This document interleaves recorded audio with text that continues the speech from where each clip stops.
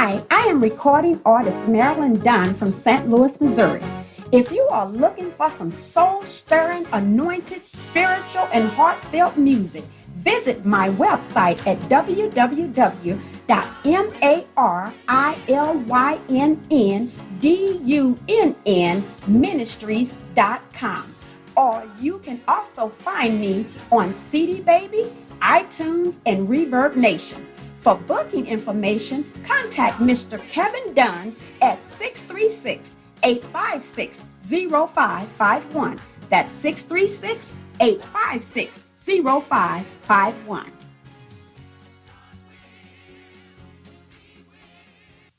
Hi, this is Anita Jarrell Robertson on Jerry Royce Live Worldwide. Anita Jarrell Robertson on Jerry Royce Live Worldwide. You are listening to PositivePower21.org with Jerry Royce.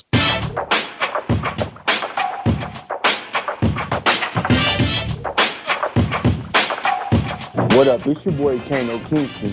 Hi, this is Angel Sessions. Hey, this is Pat.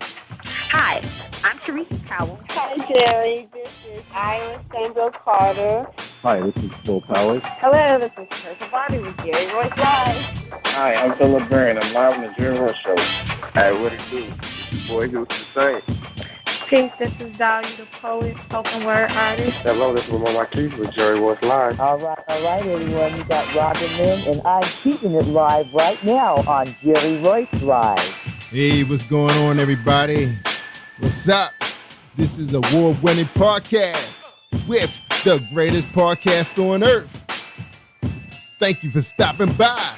I'm your host, Jerry Royce Live Worldwide on Internet Radio, where you get your positive on.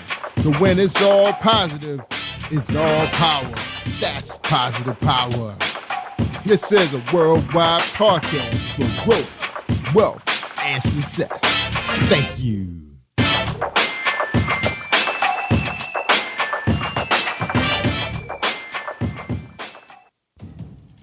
Think you know how drugs get in those little brown bottles? Think again. Set in the green hills of western New Jersey, inside the gilded halls of power of a U.S. pharmaceutical company where decisions are worth billions of dollars and human lives worth less. Nicholas Harding, a young executive at Marshall Pharmaceutical, finds his career, family, and life in jeopardy. The Farmhouse, a suspense thriller novel by Bill Powers, published by Donna Inc. Publications, available at Amazon.com or DonnaInc.org. Go to Bill's webpage at www.author.BillPowers.com. Are you looking for the next great read? A book filled with love, passion, betrayal, and intrigue. The award-winning novel, Season of Change, by Tamika Patrice Kane, is sure to satisfy your literary sweet tooth. Check out this must-read book reviewers are calling uplifting and emotional, and exceptionally great read, deeply intense and thought-provoking. Order your copy today, available in paperback and ebook on Amazon.com or at www.tamikapatrice.com. Are you an author looking for promotional services or a reader looking for a great read at low prices? In this competitive world of books, Writing Royalty Promotions is dedicated to bringing authors and readers together to build a greater respect for literature through our various promotional services and online bookstore. So head over to WritingRoyaltyPromotions.com and check us out.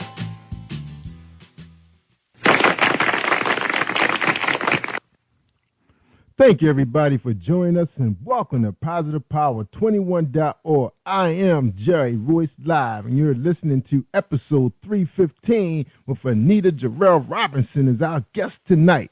And before we bring her on, let's hear a word from our sponsor, Dominique Wilkins. Have you been hurt, been backstabbed, got a talking back team? Well, you're not alone. No. Escaping to another reality. Through Dominique Wilkins' good books. Good books, audio books, paperback, ebook, good books.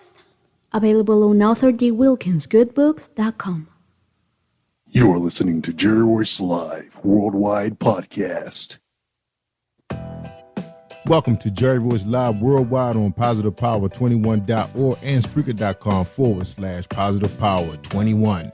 Tonight, we interview Anita Jarrell Robinson. Anita is a singer, songwriter with invigorating lyrics, iconic voice, and contemporary sound, which is displayed in her new album, God Is There. A diverse mix of powerful original songs that rejuvenates both believers and unbelievers. Anita has shared the stage with powerful acts such as Poet Salea, Don Diego, Hezekiah Walker, LaShawn Pace, Carolyn Trailer, Lisa McClendon, and Risen. During Anita's rendition of Doran Chandler's Faithful, 2012 Dove Award nominee Michael Bleeker described Anita's voice as angelic. This bilingual recording artist not only melts crowds with Spanish lullabies, but has also published several books and acts and plays written by noteworthy playwrights such as Linda J. Dard, lead role, and served as an extra alongside Emmy-nominated Leon Robinson in the stage play Friends and Lovers. Internationally renowned Dr. Everett Gordon Parker of LSU Gospel Choir was instrumental in vocally training Anita to perform in a stellar fashion for large and diverse crowds. Dr. Elvita King, niece of late Reverend Dr. Martin Luther King Jr., shared in March 2012, Anita, there is a new sound of worship in the earth, and it's you. Your musical transcends realms. The incredibly photogenic singer-songwriter has overcome heart-wrenching challenges by praising God. Anita Jarrell Robinson music can be purchased and enjoyed via Pandora, iTunes, Amazon. In conjunction with Anita's iconic voice and Harvest Entertainment LLC, Anita plans to take the CCM and contemporary gospel music industry by storm, one lyric at a time. Ladies and gentlemen, I welcome you, Anita Jarrell Robinson. Please enjoy this presentation. Hey, this is director-producer Alan Wills, and I am on Positive Power 21 with Jerry Royce Live. And when I'm online, I listen to Jerry Royce Live at www.Spreaker.com/PositivePower21.org. Y'all heard? All right. Anita Jarrell Robinson, welcome to Jerry Royce Live Worldwide. How you doing tonight? I'm feeling like a rock star right now. Yeah. How are you doing tonight? I'm awesome. I am awesome. So happy to have you on the show. Are you ready for your first question? Yes, you're sir. welcome. Go for it. Mm-hmm. All right. First question is, who is Anita Jarrell Robinson? Anita Jarrell Robinson is a worshiper, saved by grace. I'm just grateful to be a CCM contemporary gospel recording artist. My mission is just to save souls with my music and to encourage the saints. That's really me. That's me in a nutshell. Yeah, awesome. That's right, doing God's work. Now, Anita, did you start out singing in the church, or you started out in church in another direction and you came back? Tell us a story about how you found your way. I didn't have no choice, too. I grew up singing in the church. I had parents who were in church, so that's what I had to do. I was about 4 years old, and I saw the mic and decided that I wanted it, and they let me have it, and that messed me up right there for life. So I've been singing ever since, and when I realized that people were looking at me and paying attention, then I put the mic down for a few years, and I was like, they're looking at me, so I can't do this, But at about maybe the age of 10, I picked it back up, and I started singing solos at church again and stuff. And then I don't know, I started going through a lot of battles within myself, just as some kids do, when they see their parents going through different things, and sometimes they don't understand that parents struggle too, and so I just doubted God in so many ways, and so I drifted and just didn't know who I was. I mean, I went through a whole lot of religions trying to figure out who in the world I was, which now I'm grateful for that. Oh, yeah, I tried a whole bunch of crazy stuff. Okay, but it helps for real. But it helps me relate to people, though, because I'm not as judgmental as some other people that have just known their faith and their faith alone. I understand what it's like to go different routes. So I understand why people's minds go there. And I'm able to share the gospel with people that ordinarily they're looked down upon or they're hurt by ignorant people that don't know any better. They don't know how to share their faith with other people. So I have that advantage in that I'm able to talk to atheists and Buddhists and all kind of other people, strange religions that some of y'all never really heard of, because I've been strange, myself. Yeah, you've been there. Been down that dark road, huh? For real, it's crazy. But I tell you what's beautiful is, in one book I was reading while I was going through my search for myself, it was the history of religion. And it's a wonderful book. I advise everybody to read it because as I was reading through it, I was like, well, dang it, this religion, Christianity, is the only religion where a God gives himself for his people. And all these other religions, they just kind of want you to do all this stuff so you can attain this or attain that or whatever. And don't look like nobody really going to attain. So if I'm going to go with one, I want to go with one where the God is going to do it for me. And I settled on Christ. And that's where I'm going to be, because there is no other God that has proven himself to his people except my God. Amen. Sound like you were on a real, well, you got off the path. Yeah. And, was moving for a little bit. So you mind sharing a little bit, what went on? What did you see that got you where you are today? Man, I saw a lot. I saw a whole lot. And when I was singing R&B, man, it was an interesting world out there. I actually at one point was tempted to just go be a stripper. I wanted to make some money. I was trying to come up. So my temptation was to go be a stripper, make some money, and fund myself. Okay, but I had a friend. I was gonna fund myself. I was about to get it. So I understand prostitutes too. I can minister to a lot of different people because I don't mind being honest about where I've been and about what I've done. And unfortunately, in the church, many times people that have actually been tempted to do something or have actually done it, they won't admit what their temptations have been or what their downfalls have been. So people that need help can't get it because they're in the way. But God will deal with them. I thank God for who I am and how he's built me, because I don't have all that stuff tying me down, so I'm not tied down. And the favor that's on my life is because I don't mind being who I really am. I don't mind people knowing my dirt or whatever you want to call it, because it's not me anymore. I'm renewed. I'm new. I'm made brand new. Like one of my songs on the God Is There CD. I'm new. I'm brand spanking new. So that old Anita that people thought they knew, well, they can talk about who they want because she's dead. I've been crucified with Christ. It's no longer I who live, but it's a Christ who lives within me. So because of that, it's easy for me to go through telling testimony and stuff, because it's not my testimony. It's about Christ.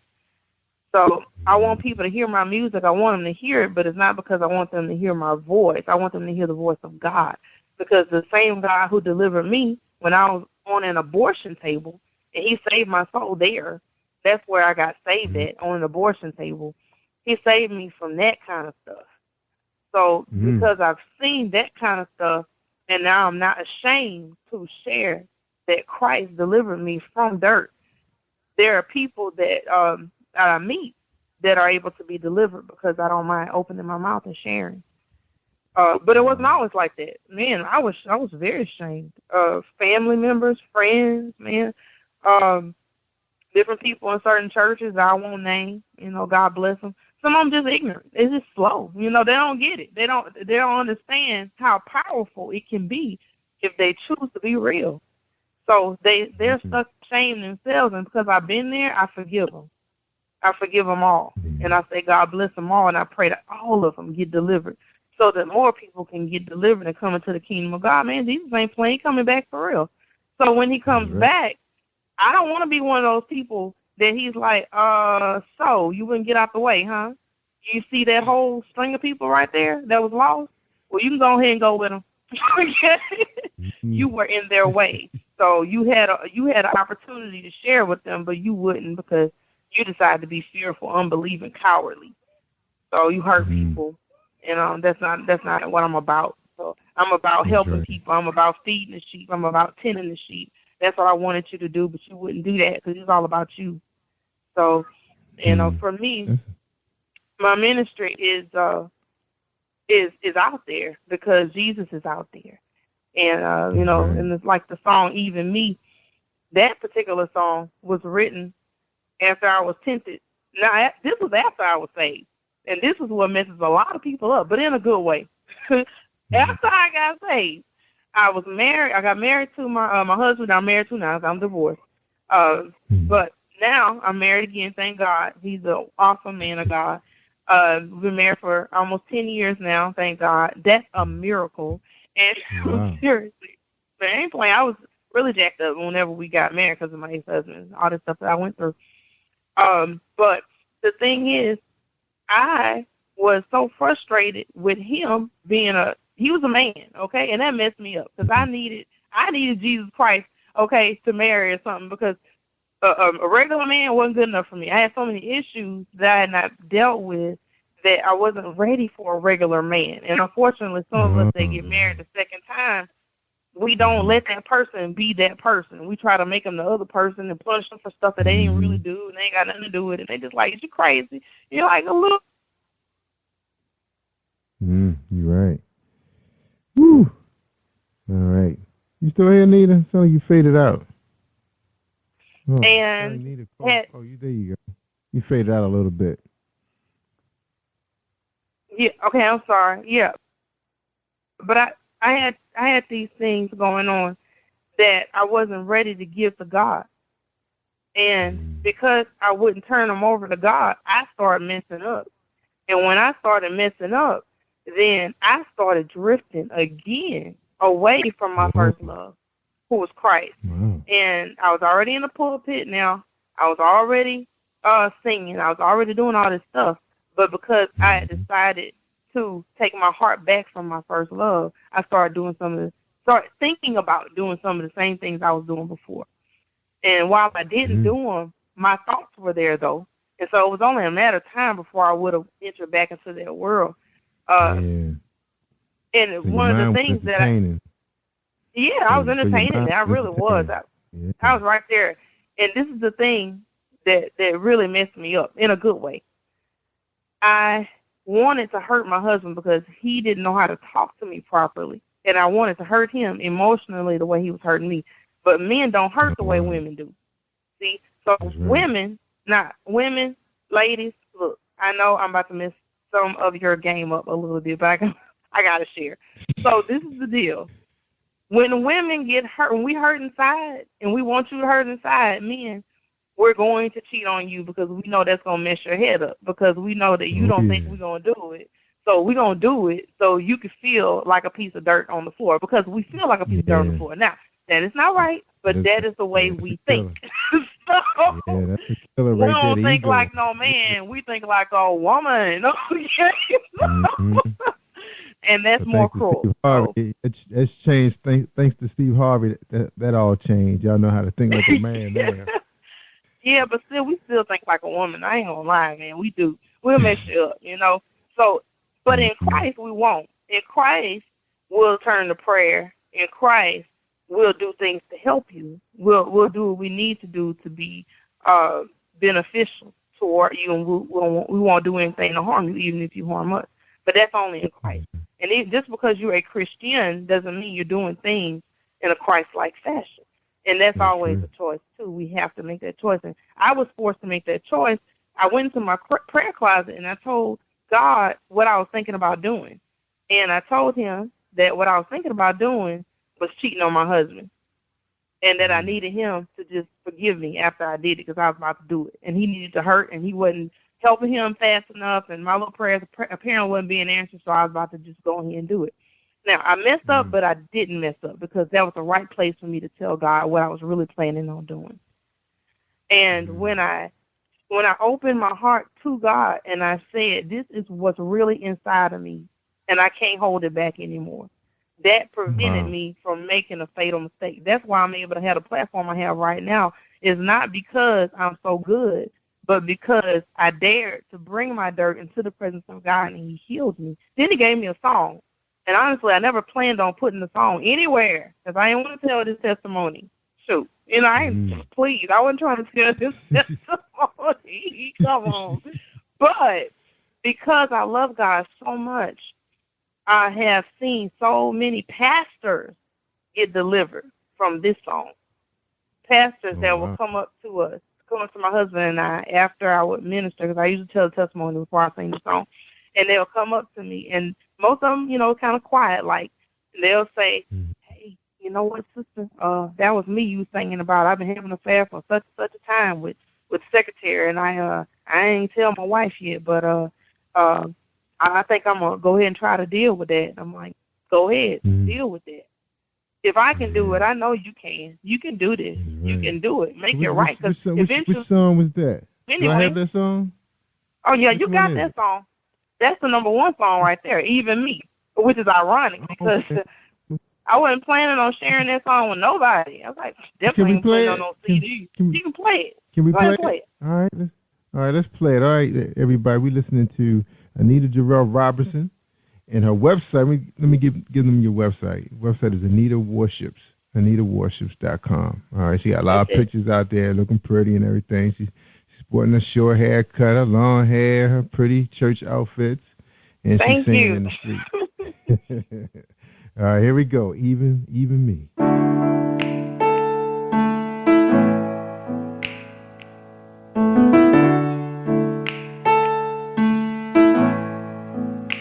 Here are my wounds and here are my fractures. I lay them down at the cross. For you were wounded for my transgressions. Your blood was shed for my loss. So I pour my soul out to you. And you pour your soul out to me. The exchange at the cross, I believe, is mighty to save. Even me, you are mighty to save. Even me, yeah.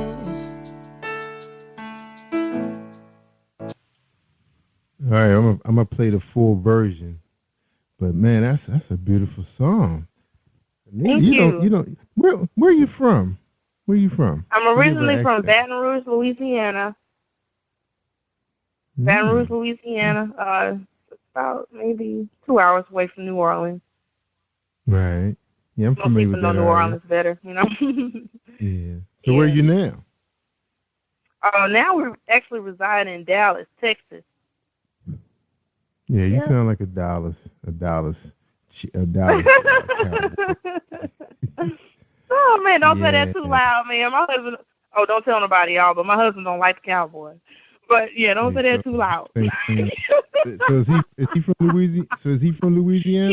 Yeah, he's from Baton Rouge. All right, so he roots for the Saints, the New Orleans Saints. That's his team. Well, you don't know. You know it's not the Cowboys. Because I'm not into football that much, you know. But go Saints because I'm from Louisiana. So I mean, yeah. Yeah, I don't really get into it with people about the Saints or the Cowboys. Yeah. That's right. Now that is a beautiful, beautiful song. So tell us a little bit more about it. Then, you know, where were you? I know you were somewhere, you know, that you just mentioned earlier when you were telling the story. But you know, when you were writing it, you know, when you was penning it, where was your mind at the time? Man, when I was writing that song, I was crying. I was crying because when I actually just wrote it because I heard the Lord singing it to me. He was singing it to me, and I wrote what I heard because I was too broken up to do anything else. I had been reading in Isaiah 53, and when I got to the part about him being wounded for our transgression, it's like I saw him all over again. I realized that, dang, he loves me. He knows. I'm like plotting, you know. I'm not slipping. I'm not making a mistake. You know, I'm plotting to do something wrong, and he was crucified for this kind of stuff on purpose. He knew that we would do this kind of stuff, and so even me, dang, he would even die for me. He knew this ahead of time, and he died anyway. And it did something. It lit a flame inside of me. About who I am in him. And I started rediscovering my Savior all over again. Yeah. So. You had to push, start over, reset. Yeah. It caused a big renewal when that happened. So, you know, things really haven't been the same since that one song. Yeah, it's powerful. Now, do you do retreats? You ever been on a retreat? Yeah, I've been on retreats religions. Before. Yeah, I've been on retreats before. Usually, a whole lot of them when I was single. I went on retreats all the time. You know? Learned a whole lot of stuff. Shoot, it's helping me right now. So, Absolutely. All right, Neil, we're going to take a quick break, get our sponsors in real quick, and then we're going to come back. We're going to talk about your career.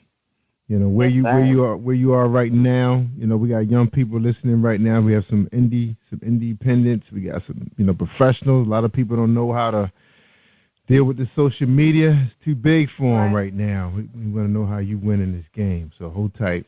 Let's listen to a message from our sponsors. I'm Jerry Royce Live, and that's Anita Jarrell Robinson. Hold tight. With the beautiful, beautiful voice. Have you been hurt, been backstabbed? God are talking back to you. Well, you're not alone. No. Escaping to another reality. Through Dominic Wilkins' good books. Good books, audio books, paperback, ebook, good books. Available on AuthorDWilkinsGoodBooks.com. Are you looking for a great book of poetry that is romantic, heartfelt, and full of male emotion? Then get Thoughts, Love, and Reflections by James K. Deshay.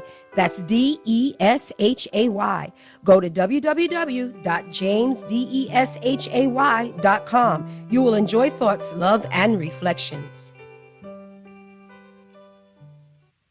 Positive Power 21.org. Internet radio. You are listening to PositivePower21.org with Jerry Royce.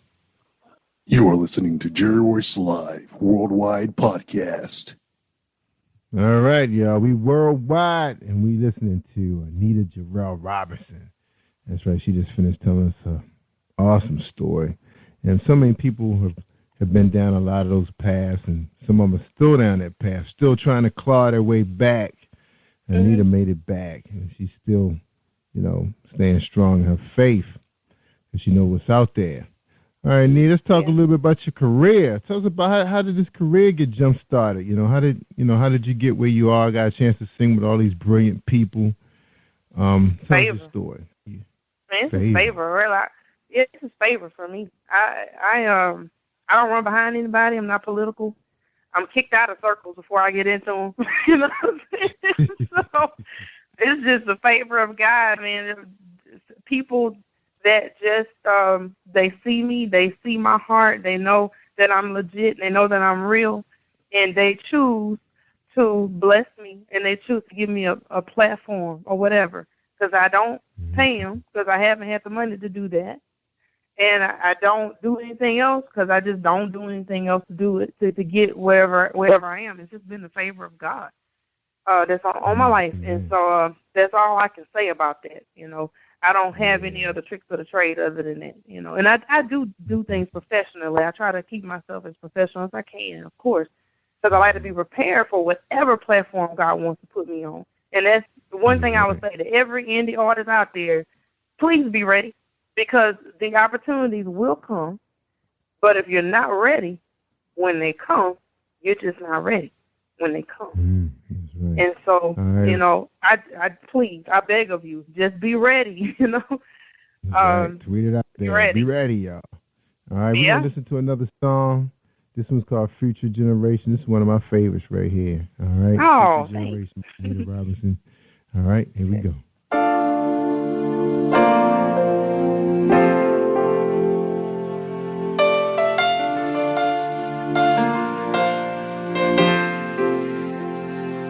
For the sake of future generations, I am laying down my all. For the sake of future generations, I accept the call. Many days have come and many days have gone since the day you loved me first. My response historically a frightened one, song without a verse. You have seen the very best and worst of them, and we do not measure up. Vain attempts to justly justify ourselves, but we keep messing up. Oh man, I just love that song. That's from Thank you. That's from your LP. God is There. Yes, verse sir. Makes it powerful, original songs, supposed to rejuvenate both the believers and the unbelievers. What about the ones in the middle, in the gray area? Yeah. It's gonna help them too. Yeah, Anybody. That was beautiful. Anybody who wants to come can. God is there. Anyone who has a desire. Yeah, God is there. He is there. It means Yahweh Shammah. And it means he's there. And actually, that is the title track, God is There. And that actually was written while my daughter was going through cancer treatment. We have a daughter who's 8 years old who has now been healed. And she is medically, medically she's been documented as a medical mystery because they stopped chemotherapy on her, and she was healed. And so actually we had a Jewish doctor that came to break the news to us, and she had seen us praying, and she's the one that broke the news to us. And she said, you know what, we don't know how your daughter doesn't have any more cancer in her body. All we know for sure is that it's gone, and it must have been Jesus because it wasn't us. And now to this day, every time my daughter goes up there for checkups or whatever, when this particular doctor sees her, she just breaks down and cries. She has no words. She just cries. And so that's another reason why I'm so adamant about what I'm doing, too. It's because of that experience as well. How old is she now? That one, she's 8. She's 8 now. Oh, she's 8 now. 8 years old. Yeah. So we started this journey with her when she was a month old. And we're told several times that she wouldn't make it, but she's here. She's here alive and well. And actually, interestingly, her blood type has changed, which the doctors, when it happened, her for real. And they had to go and research across the country to see if that was even possible. And they found several rare cases where it had happened, but they still don't know why. So I just say, well, why don't we just say it's God then? Because, I mean, there ain't nothing else. Alien didn't do that. I mean, thank God the internet believe be able to research it.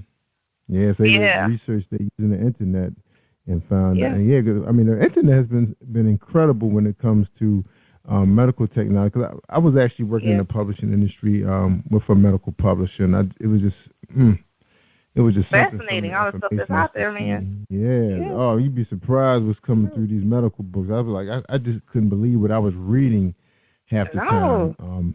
And this was like up to date, information, from studies and research. So almost make you feel like a doctor a little bit. Yeah, I've seen a lot. Yeah, and enough that I know that a lot of the stuff that's happening to people, is definitely, the touch of God, from prayer and people got to do what they got to do, save their loved one. Yeah, good for you guys. It's a blessing. It's a blessing. You got a chance to sing with some real powerful acts. We're talking about being a rock star now. How did you feel being up on the stage with Mr. Walker and Miss Pace? What was the feeling like? It was phenomenal. It was like it wasn't really happening. It was crazy. But I was just like, dang, for real? Okay, let me stop and sing my song. Right. You was hanging with him, too. So you was hanging with him? Yeah, of course. Of course. Yeah, of course I hang. That's what I do. Yeah. When I step on stage, it's going to happen. You know why? Because it's not really me singing. So I brag on my God. Because when I sing, every time I step on stage, I sing better than I sang the last time. And I don't say that myself, but I've heard people say that about me. But I attribute it to God, and I'm very proud of my God. I'm very happy to be his servant, and I'm just a vessel that he's using.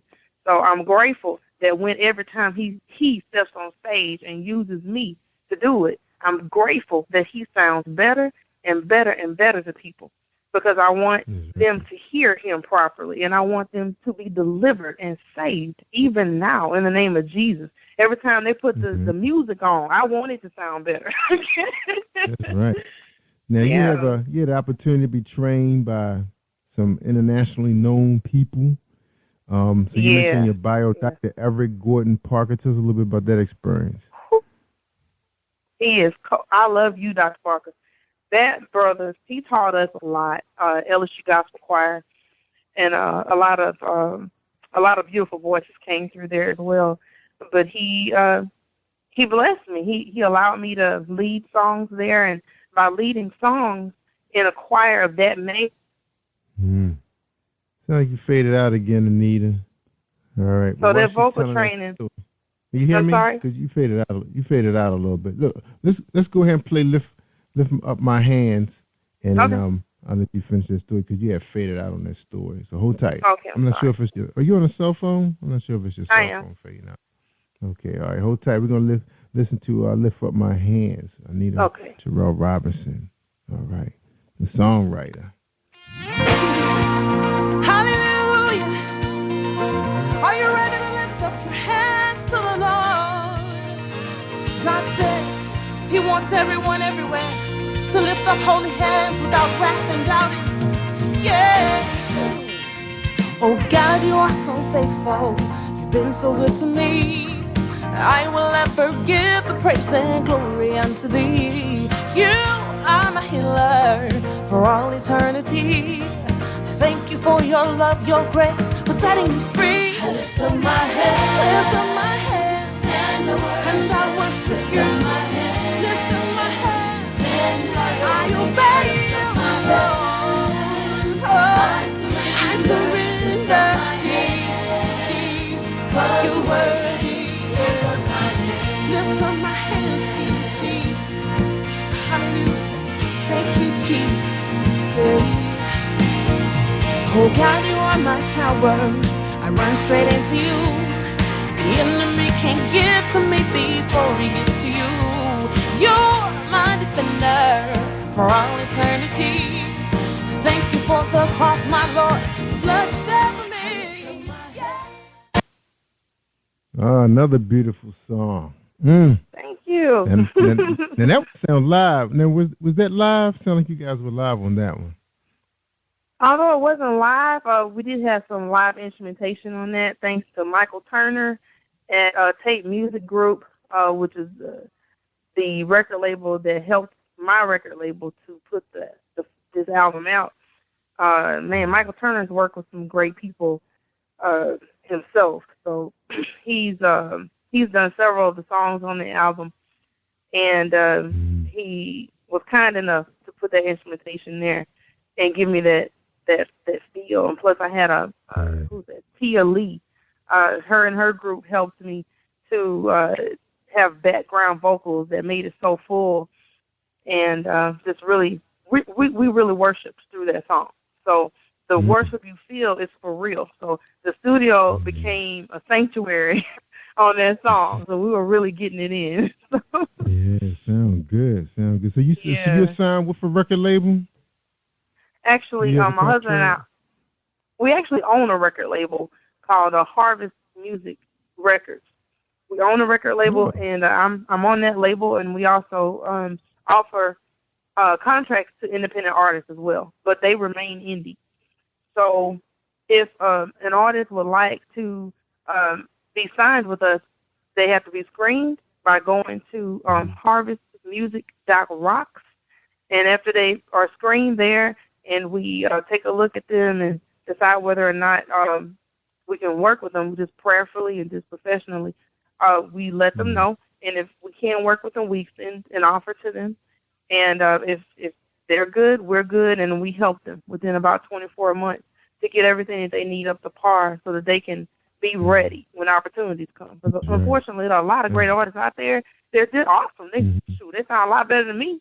But then they are not stepping on the stages I'm stepping on. It's not because they're not good. It's because they're not professional. And you have to get professional. You got to get your A game on. So we help people to do that if they want to. You guys, so what is you guys send them to like a boot camp under your label? Is that what it is? Something like that. I mean, yeah, we're really big on education. We're very hands-on. We help them out. If they need booking help, we help them with that. If whatever they need, we're going to make sure they're on their just A+ game. And we also teach them how to own their own record label. We don't want to keep them. They don't belong to us. They belong to God. So for us, we really take a big hit because we want them to go and be who God called them to be without the strings attached in the traditional record deals where you get nickels up front, but everybody's getting thousands later, except you. And so we're trying to teach them how to be independent and be successful as an independent. And it may take you a little longer than the other route, but in the end, you still got your spouse, you still got your children, you still got your mind, your sanity, you still got your peace, you still have your relationship with God intact. So, God over money. Like in one of my blogs on my website, people go to it, there's a blog that I wrote about that. And I'm always blogging, too. I write a lot of stuff, not just music, but, Yeah, you take a lot of pictures, too. I see all your pictures out there. I do, man. I like taking pictures. Yeah, you got a lot of pictures out there. Now, you mentioned you like to blog. Now, can they find your company out there on Anita Worship? Because I'm on your website. I see booking for you, but I don't see anything talking about Harvest. So you don't have anything about you? No, I don't. I keep that separated on purpose because I really like people to understand that we're going to treat them individually whenever they come to us. And I keep everything separated on purpose so the boundary lines are very clear so that they understand that they are not Anita Jarrell Robertson clones. They are who they are in Christ. They're going to come through Harvest Music, and they're going to leave Harvest Music, and they're going to be who they are. So they'll come through us one good time, and after they get a foundation with us, I want them to fly. So I don't care if they tell anybody that Harvest helped them. What I care about is them becoming who they are in Christ. So, yeah. Yes, Anita Jarrell Robertson. All right, Anita, we're going to take a quick break. When we come back, we're going to play your last song, which is titled Morning, and you can tell us a little bit. You're going to love that one. It's kind of late, but you're going to love it. Well, I've been listening to your songs all day, so I like them all. But I I told you which one is my favorite. You know, the one that did it. Yeah. But I really enjoyed that one also, because I was listening to that one a couple of times before you actually got on the air with us. Awesome. All right, so hold tight. We're gonna listen to a message from Reese Publishing. All right. Okay. Hold tight, everybody. This is Jerry Royce Live Worldwide. Anita Jarrell Robinson, singer, songwriter. Here we go.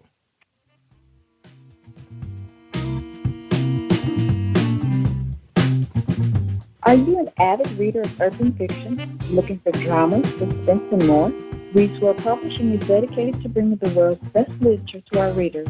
Urban fiction, erotica, sci-fi, mainstream fiction, and children's literature are just some of the genres produced by our diversified family of authors. You can reach us on Facebook, Twitter, Instagram, and at our website, www.reeseworldpublishing.com.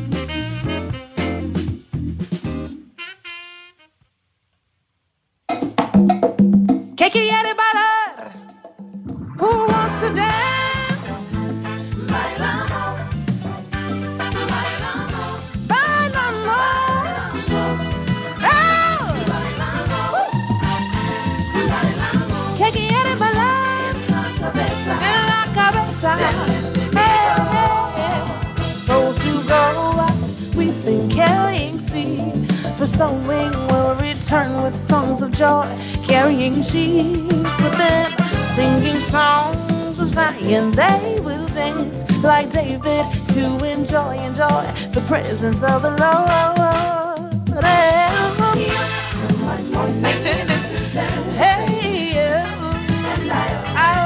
I owe you everything.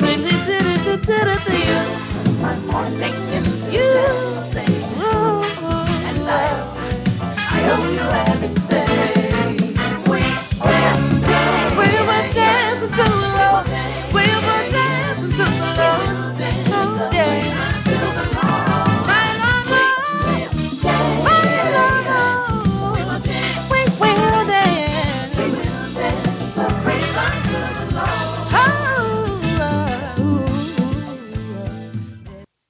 You are listening to Jerry Royce Live Worldwide Podcast. Yeah, that one had a nice little jazz and a little what's they call that? A little blend of everything in that one. That was a real interesting blend. I love that. Thank you. Now in your bio, it mentions that you're bilingual. You do Spanish lullabies, and you published several books, acting plays. So this is what you're doing, like, full time. Your career. This is what you do, yes, sir. Performing and writing. Oh, wow, yeah, that is awesome. What I do. Yeah, it's your brand.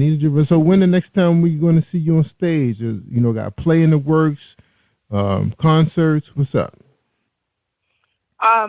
That is actually being worked out right now. If everybody goes to www.anitaworships.com. You can always keep up with me there, and you can see the very next time I'll be performing live there. But we have a few things right now, contracts that are being worked out. So I'm very excited about the upcoming performances. I don't want to say exactly what they are yet until they're settled in stone. So y'all don't be like, Anita, we went over there. You were not there. We get you all the right times, the dates, and all that good stuff. Yes, sir. All right. So right now you're rocking your album, God Is There. How many tracks do you have on that album? There are 12 tracks on that album. Wow, big bang for the, and everybody can download them as singles or as well as the whole album. You sure can. You can get it from my website, Pandora, iTunes, Amazon, Google Play. On Amazon. All right. Now I just want to let everybody know, if you're listening to us right now, you're streaming with us right now, listening to the show on PositivePower21.org. You can go right inside. Well, you're already in a radio cast. You should see Anita Jarrell Robinson's album sitting right there, for this week. Click it. It'll take you right to Amazon, and you can buy it.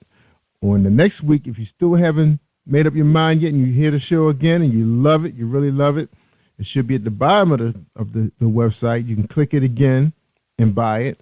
And if you wait past 2 weeks, then you got to go look for that episode on Spreaker.com. All right, so just let you know where you can find that show. So she'll be on Spreaker.com/PositivePower21. So you got 2 weeks to make up your mind. And then you got to remember what her website is, which is AnitaWorships.com. All right? So check out. So you got 2 weeks to make up your mind, audience. And you heard the tracks. They're beautiful, beautiful songs, especially my favorite one. I'm glad you gave me that one free. So that's how I get free. That's how look, this show is I have benefits with this show. I get a chance to get free music. So Future Generation is mine. That's right. Listen to it on my tablet. All right, you're doing so much. I'm just so glad you've been delivering. You're back among, I guess, the Christian, the living, and saving souls and helping people who's in the church who have struggled. That's the most powerful thing. That was your message. You know, when you gave that one message about that one song, even was that there are some people that's me that there's some people that's struggling that's in the church. In the church right now, you know, speaking the word to us, you know, and of course, you know, a lot of us look at that man stand up in that pulpit. We look at him as probably the highest level, you know, the guy that's closest to God that we could touch, but we got to realize he's just a man too, and the devil's going to go after him even harder than he goes after us, because he knows it's going to be hard to get to that guy, you know, because he's been there before. And a lot of times he's seen more than we have seen. That's why he's speaking the word, because he knows the darkness of the world. You know, and why, you know, Satan does not want you to see the light, because it's going to be beautiful, beautiful life for you. The treasures. Yeah. God's blessing, the gifts. That's right. All right, Anita. We're gonna take another quick little break, and when you come back, we want you to give us your final thoughts. All right. So we just do a quick radio drop. When we get back, you give us your final thoughts. All right. We appreciate you being on the show. All right. Thank you. On. Hey, this is director, producer Alan Wills, and I am on Positive Power 21 with Jerry Royce Live. And when I'm online, I listen to Jerry Royce Live at www.Spreaker.com/PositivePower21.org. Y'all heard? This is Brandon Royce, and you're listening to Jerry Royce Live worldwide on PositivePower21.org. All right. Had to remind you guys, because Anita just took over my show. Y'all probably forgot y'all listening to Jerry Royce Live. I thought it was Anita Jarrell Robinson show. Anita, we appreciate having you here. You were so awesome. Thank you so much, man. Awesome. Thank you. Yeah, and thanks for sharing your music. Your music is so beautiful. I can't wait to go out on YouTube and check you out tomorrow. Thank you. Please do that. Yeah, I appreciate it. Right. I do. I really appreciate it. Well, we definitely... Because I've been so impressed with your ministry, you know, the way you ministered to me and my audience tonight. I'm definitely going to have your YouTube footage on the site, so when they come into our radio cast, they have an opportunity to play your show, get a chance to see you do your thing. And again, everybody, you know, you got 2 weeks to make up your mind to buy that album. That's right. We'll download some singles or go out to AnitaWorships.com if you can remember that. But check her out. She's awesome, and we just loved what you shared with us tonight. So your final words for my audience worldwide now. Yes, sir. I have to say this. I was in Houston this weekend with Jerry P. Beasley at the Difference venue, and that was the most authentic experience I've had as a worshiper yet. I was with Prosperity 7, Rebecca Threadkill, Sharonda Sanders, Karen Rivers, Treva Jones, Yolanda Brown, Painkiller, Christopher McKinney, Jackie Hill, and a few other people. Soul Fruit. And I have to tell you, they're legit. And all of us, we're going to be across the nation sooner than later. Yeah, we're the real deal. And so I just want to share with all independent artists that are out there right now. Remember, things are changing in the industry. You can be on top. You can be on top, but don't forget that now. You just stay on top of your A game, improve where you need to improve, raise some money some kind of way so you can take care of your business. Yeah, because, you know, it does take money to make money, but, hey, stay focused on your goals. And whatever you do, don't take your eyes off Christ.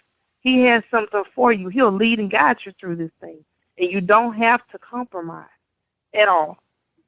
Please don't do it. Awesome message. Yeah. Awesome. Stay in touch That's with right. me. Stay in touch with me. Facebook, Instagram, Yeah, Pinterest, Tumblr, all that stuff. Twitter, at Anita Worships. So everything on me is at Anita Worships. If you forget, just Google me.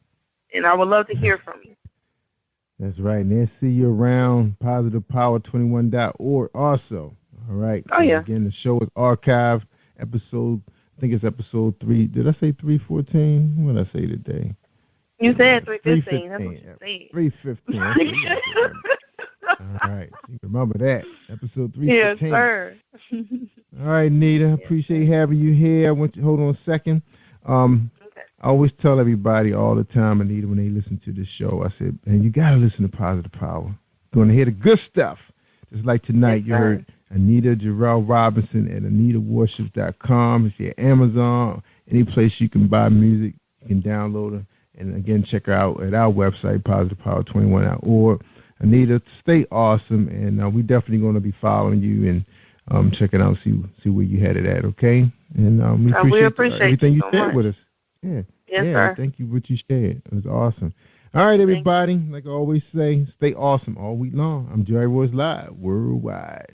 Thank you for tuning in to Jerry Royce Live on PositivePower21.org and Spreaker.com/PositivePower21. This is a Voice Enterprises production. And don't forget about replay on Facebook.com/Jerry Royce Live.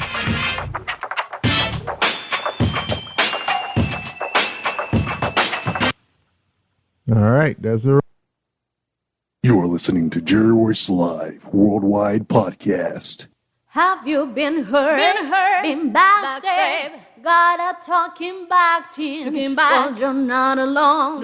No. Escaping to another reality. Through Dominic Wilkins' good books. Good books, audio books, paperback, ebook, good books. Available on AuthorDWilkinsGoodBooks.com. Hi, this is Berta Coleman. I am the author of Honor My Father Really and Blemished Honor. We are listening to the Jerry Royce Live Show Worldwide. You are listening to PositivePower21.org with Jerry Royce.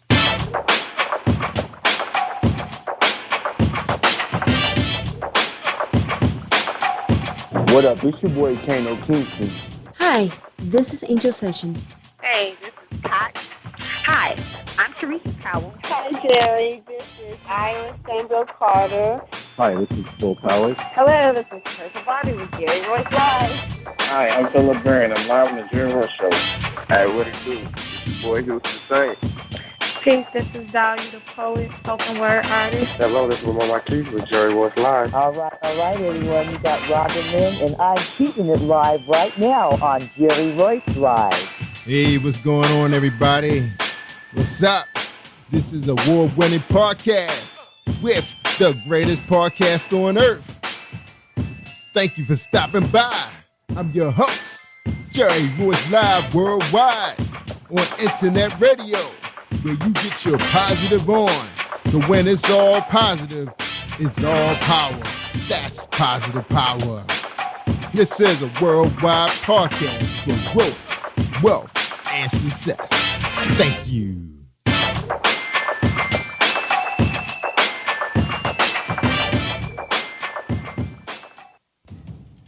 Think you know how drugs get in those little brown bottles? Think again. Set in the green hills of western New Jersey, inside the gilded halls of power of a U.S. pharmaceutical company where decisions are worth billions of dollars and human lives worth less. Nicholas Harding, a young executive at Marshall Pharmaceutical, finds his career, family, and life in jeopardy. The Farmhouse, a suspense thriller novel by Bill Powers, published by Donna Inc. Publications, available at Amazon.com or DonnaInc.org. Go to Bill's webpage at www.authorBillPowers.com. Are you looking for the next great read? A book filled with love, passion, betrayal, and intrigue. The award-winning novel, Season of Change, by Tamika Patrice Kane, is sure to satisfy your literary sweet tooth. Check out this must-read book reviewers are calling uplifting and emotional. and exceptionally great read. Deeply intense and thought-provoking. Order your copy today. Available in paperback and ebook on Amazon.com or at www.TamikaPatrice.com. Are you an author looking for promotional services or a reader looking for a great read at low prices? In this competitive world of books, Writing Royalty Promotions is dedicated to bringing authors and readers together to build a greater respect for literature through our various promotional services and online bookstore. So head over to WritingRoyaltyPromotions.com and check us out.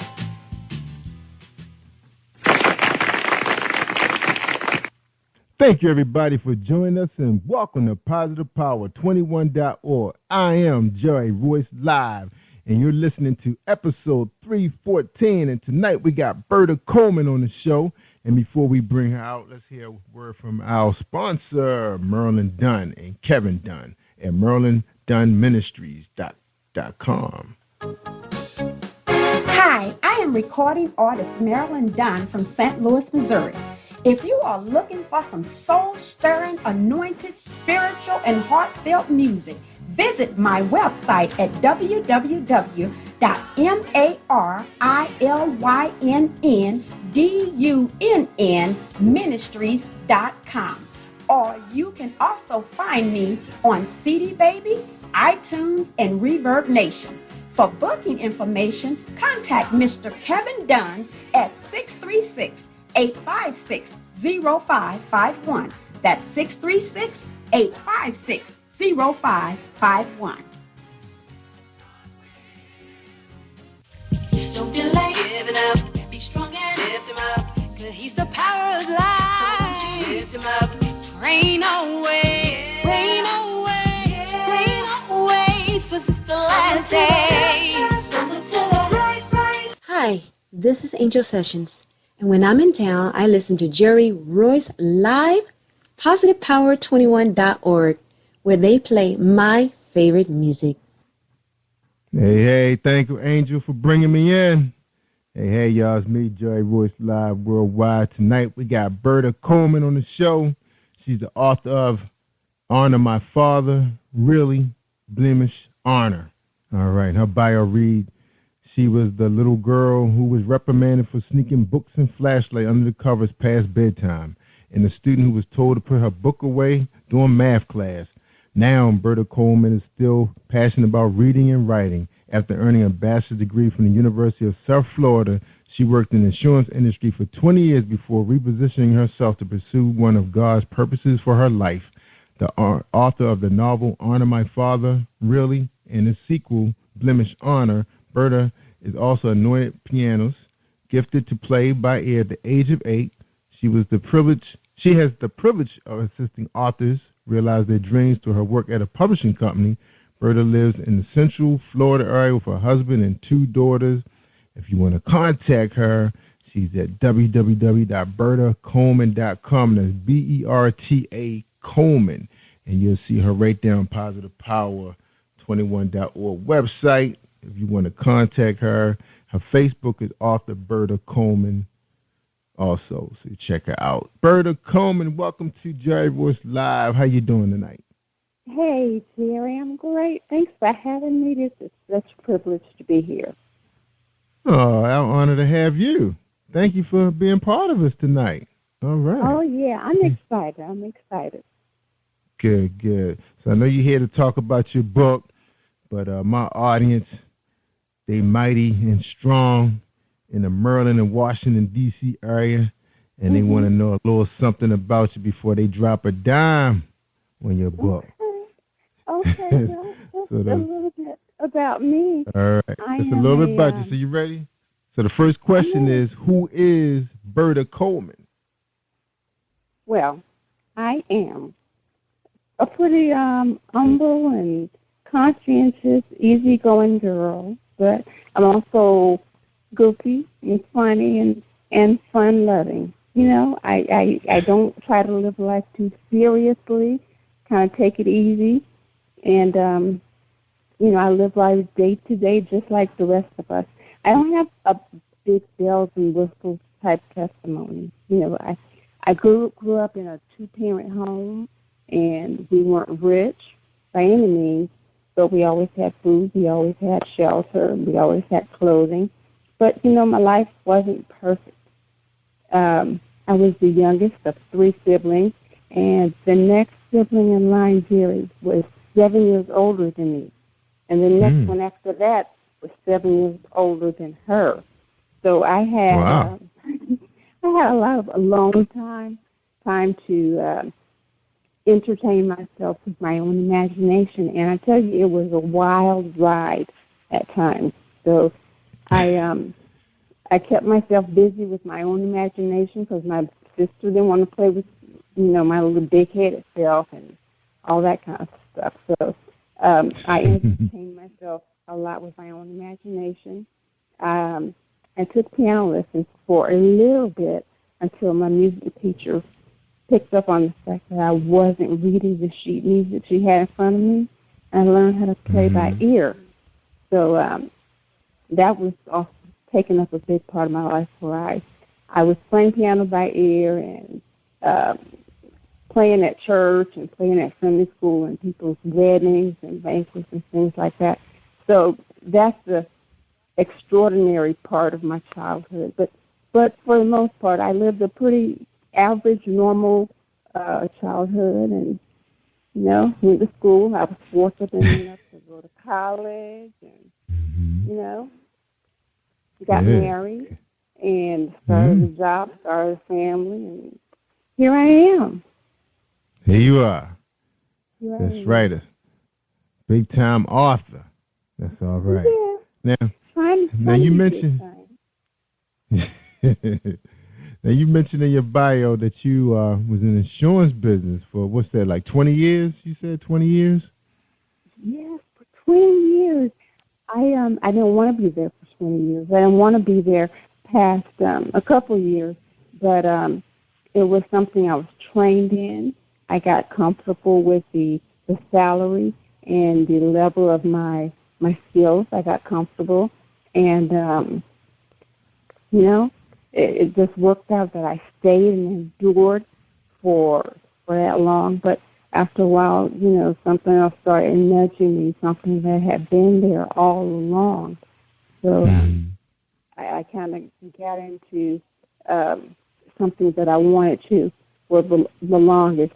I always wanted to write and become an author, but in school I decided to major in what made sense at the time. So I got a business degree, and I used it for insurance. That's right. Yeah, a lot of people did that. Yeah, you know. I remember a lot of people. Yeah. Right. Major in business. That. Yeah, it was the thing to do at the time, and I kind of put my passion on hold for a while to do what I needed to do. But that passion kind of started knocking at my doors after a while. You know what I mean? Yeah. So you didn't do anything like write articles for local magazines or for your church. You know, you didn't keep your. Oh, okay. So you did do a little something. I majored in business, but I minored in technical writing. I couldn't find employment in the writing field with just a minor. But I wrote things for people. I wrote little plays. I wrote little things for my own personal enjoyment. I did like some things with the church newsletter. I wrote little articles, little chronicles of people in the church and their testimonies and stuff. I did things like that to kind of keep the passion burning. But what really happened was I picked up on a story that I had written when I was about 13, 14 years old. I wrote a story on notebook paper. If you can remember notebook paper. Yeah. I wrote it out on that notebook paper, and it was about, 50 pages. But I wrote it out, and those people in the stories I had written out stayed with me all through the years. My imagination never died down. So they were with me the whole time. When I was that young teenager writing it, I viewed the people that the books are about as a 13-year-old. But like I said, the people in the story stayed with me, and as I began to, raise my family, get that passion knocking at my door, I view the people in that story from an adult perspective. So it's the same people that have been in my mind for years. Wow. And now I'm an adult, I wrote about them from a different perspective. Yeah, that's right. They grew up in your mind. So by the time you was ready to pen them, they were all ready to go. They were ready. They had been primed for years. Now, being in an insurance company for 20 years, did you have an opportunity to get into management? I didn't want to get into management. I was in insurance claims. Okay. So as you can imagine, claims is a very confrontational, demanding type of work. And like I said, I'm pretty calm and easygoing. So, although I needed to stand up for some things and, defend the company's position on stuff, I didn't want to keep doing that for the rest of my life. And it was, it was something that went against the grain of my nature. All right. So you retired now? So you retired from the company? I officially, I'm not retired, but I've moved on from insurance. Don't want to go back. Don't want to handle another claim. Don't want to read another insurance policy. I don't want to hear about nobody else's water damage or their kitchen fire. No claims, right? You don't want to hear about no. So I can't tell you no stories about when my water main, they had a blue pipe connected to my house from the main water line in the street, which was ridiculous. The plastic, it was made out of plastic. You don't want to hear that. I've heard that so many times, Jerry, so I'm blue in the face. I am over that. The cheap water heater, like the water heater messed up, or it wasn't their fault that they got 3 claims. Yeah. You probably could be a good consultant. Well, I still have a lot of that knowledge, but it's not something I want to look back at. I want to, face a different direction and do something that more is in line with who I am and who I think I was created to be. That's right. So you're still working, and so are you a full-time author, or are you actually doing something entirely different than 9 to 5? A full-time author is my dream. That's what I would love to do, be a full-time author. But I'm very fortunate and very blessed that when I wrote the first book, Honor My Father, when I wrote that first book, I applied for a job at a Christian publishing company near where I live. And although I applied several times over the years when I was trying to come out of insurance, I couldn't get on at this company. But after I listened to the pounding of the passion in my heart and stepped out on them and wrote the first book, I reapplied at the publishing company, and it was like the doors were open. So my full-time job now is at a publishing company. Oh, wow. Good for you. So you actually go there physically, or you work from home? I go there physically every day. And what I do is it's called a production coordinator. And I'm helping authors, first time, second time, whatever, get their books published through the company that I work with. So I'm dealing with editors and sometimes designers and, people that help to get the book produced. I talk to authors and, everyone that has a hand in making a book a physical product, I'm helping to assist. And I absolutely love it because, like I said, it's one of my passions. Reading and writing is something I've always done. As a little girl, I used to read the back of cereal boxes just for entertainment. You know, I was, like I said in my bio, I would get in trouble for reading the book when I was supposed to be doing math problems. And, you know, I remember my sister braiding my hair, and between every braid, I would go and get a different book and come back and get my hair wrapped because I wasn't in place when I was supposed to be. So I always love to read, always love to write. It's just been something that's been a part of me. Yeah, that's right. Now, why you didn't study that in college, writing or English journalism or reporting, that kind of thing? I wanted to, but I graduated from college in a time where business was the wisest choice.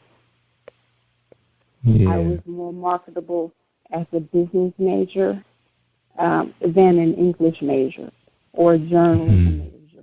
And I wasn't wise enough to follow my heart at that point. Yeah, because I know. I'm not sure when you graduated, but I know when parents were making decisions for their kids to go to college, they thought about business management because they said, well, you can get a job managing a retail, a restaurant, this place, whatever. You know, that's what they or be, become an accountant or bookkeeper, whatever. Because you got, they pretty much gave you everything you needed to become a manager. Understanding IT, microcomputers and all that stuff was involved. So that was what parents chose for their kids to do. Because I know a lot of my friends end up going to Morgan, and that was a lot of their majors was business management. Mm-hmm. Yeah. And I didn't push that on. I majored in that. I hated my accounting classes. Had to take it twice, and I hated stats, and I hated all that stuff. The only one I liked was marketing because it had more of a creative flair to it. Yeah, I did too. I love marketing. I know, and it's fun. But, now marketing has a totally different face than it did back in 93 when I graduated from USF. So it's a totally different world for marketing right now. But that was the emphasis of my business major, the College of Business Administration, with emphasis in marketing. It was wiser for me at that time to go that route than to, try and survive on a teacher's salary, even though, I probably would have been a good teacher. I could have taught English. I would have loved to, help the little kids. Oh, yeah, he would have loved it. Entrances. Yeah, I would have loved it. Yes, especially since you love reading books, you could have helped the children understand that long lost craft of reading. Kids don't really read. Exactly. Exactly. I should have followed my passion long ago. That's right. But it's all good. It's all good. It's still you can always go back and teach English high school. It's not too late. If somebody hire when I retire, maybe that's what I'll do. Yeah, you can volunteer, and because I volunteer and go to the high schools, and I don't have a degree in teaching. My degree is in corporate communication, so I go into the schools and talk about following your dreams. All right, we're going to take a quick break, and when we get back, we're going to talk to Berta Coleman about marketing, her book, her characters, why she wrote this book. All right. So hold tight, everybody. We're gonna get 2 messages from our sponsors. Don't forget about us on positivepower21.org. The website is up and running. Well, at least I think it looks good. We got a little bit more tweaking to do, but the main thing is you guys understand that it's out there. You can listen to your favorite radio shows, and we're streaming 24/7 now. So you can just go right out to positivepower21.org and listen to our live broadcast, okay? So everybody hold tight. We got a message from James Deshay, the romance man, with his poetry book. Hold tight. Are you looking for a great book of poetry that is romantic, heartfelt, and full of male emotion? Then get Thoughts, Love, and Reflections by James K. Deshay. That's Deshay. Go to www.jamesdeshay.com. You will enjoy Thoughts, Love, and Reflections.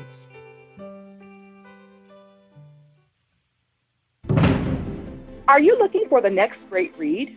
A book filled with love, passion, betrayal, and intrigue. The award-winning novel, Season of Change, by Tamika Patrice Kane is sure to satisfy your literary sweet tooth. Check out this must-read book reviewers are calling uplifting and emotional. And exceptionally great read, deeply intense and thought-provoking. Order your copy today, available in paperback and ebook on Amazon.com or at www.tamikapatrice.com.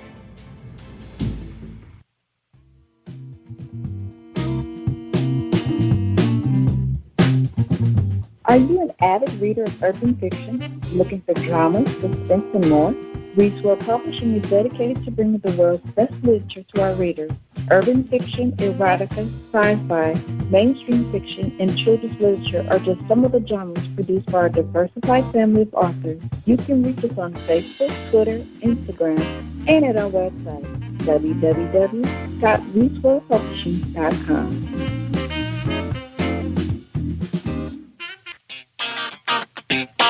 Hey, this is director-producer Alan Wills, and I am on Positive Power 21 with Jerry Royce Live. And when I'm online, I listen to Jerry Royce Live at www.spreaker.com/positivepower21.org. Y'all heard? All right, that's my man Alan out of Indianapolis. That's right, the city that stole my team, the Colts.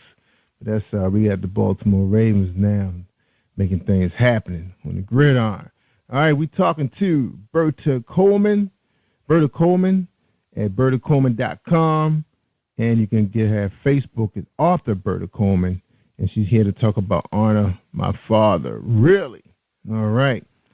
Really? All right, Berta, tell us about how you marketing this book. Let's talk a little bit about marketing, because one of the big things now that's going on Facebook is a huge community. Millions of people out there. Yeah. How are you reaching them? Tell us, how are you reaching these people? How are you getting them to buy your book?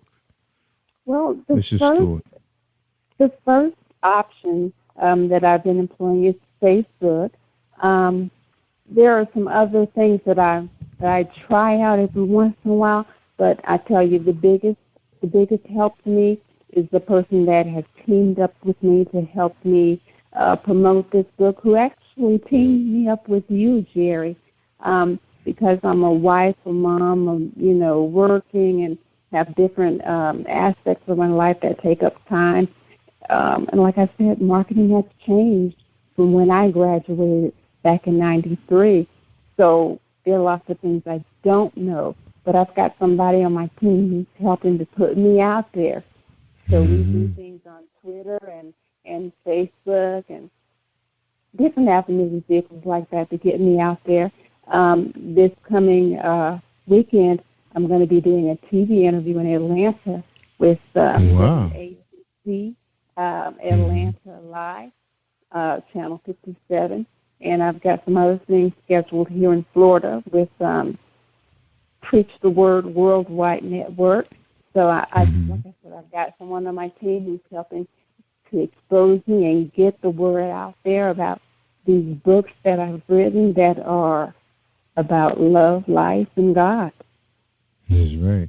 Now, the person that's helping you out, is that a public relations firm, or are you using an agent? Who are you using? She's an agent. She's an agent. All right. Because that's pretty popular right now. I guess, having a busy schedule, you want to focus more on probably penning your next book. I know that's something you guys like to do. Y'all so excited about. To you, that's more important, but you have to sell this one, get it out. You want somebody to read it, Right. Yeah. I'm going to stay in my lane and let her stay in hers. Now, are you using Facebook to engage? Now, I know a lot of music artists, they let their public relations people engage their audience to a certain degree. What are you doing about, engaging your audience, your fans? Well, I'm prompting them to get reviews. Sometimes I will do some excerpts to kind of pique some interest. And like I said, there are little things you do on Twitter as well. I'm still kind of new for marketing myself, but my agent is really helping with exposure in terms of radio and television. So we're praying and walking through doors as they open. That's right. All right. So this is your first book or your second book? Honor My Father really is the first book, and the sequel to that is called Blemished Honor. The first book came out in 2013, and the second book came out about 2 weeks ago. So she's kind of new. The second one is kind of new. Congratulations. Thank you so much. All right, so you have a little experience. So what did you learn about the first book that can help you with the second book when it comes to, marketing and promoting? I learned that the most important marketing tool is really the product itself. There are gimmicks you can try. There are different things you can try and hope that they work, and a lot of them do. I'm not discounting anything that I've used or any vehicle that other authors or artists are using. But my product speaks for itself. I've come to realize that the people are responding to me and the book with comments like, who knew that there could be breakthrough on the pages of fiction? A lady has said to me, before I read your book, I was struggling with forgiveness of someone very close to me. And after reading the book, it just helped me to open my eyes and realize, that there is power in forgiveness. And I've started to rekindle the relationship with a loved one that I'd held in bondage with unforgiveness for many years. So if you've got a powerful product, I believe that, along with the grace of God and the favor of God, is going to promote itself and get me, to places that I can only dream of right now. Yeah, and I hear a lot of that. Very strong faith in their religion. Especially being a very powerful Christian. People really put their product, their music, everything in God's hand. It seems like He's just opening doors up, just guiding you in the right direction. But of course, you have to be, open for a lot of the stuff that's going to happen, and that's meeting people and talking with them. So, what's going to happen when you get to this talk show? And are they going to open the lines up that people can call you? Are you doing book signings where you're doing Q&A? What are you looking to do more of with this book that you didn't do with the first book? I'm being more open about things that may have made me uncomfortable. I wouldn't have ever thought about being on a radio show when I had done the first book. Like I said, I'm kind of easygoing, laid back, and with that comes a small sense of shyness. So it's something I wouldn't have ever thought of, but I realized that once doors open, you got to be ready to walk through them. So I got to, talk to Berta and tell her to get it on, get yourself together, girl, because the doors are opening is what you asked for. So what I want to do in terms of marketing this book is to let go of some insecurities and realize who I am and what I've been endowed to do, what I'm able to do. And so come on with it. Bring it on. That's right. Bring it. Now this is a fiction book. So you're a fictional writer. This book is about it's about a guy, right? Devin Holloway, is that true? 18-year-old guy. Okay, so what's the premise of the book?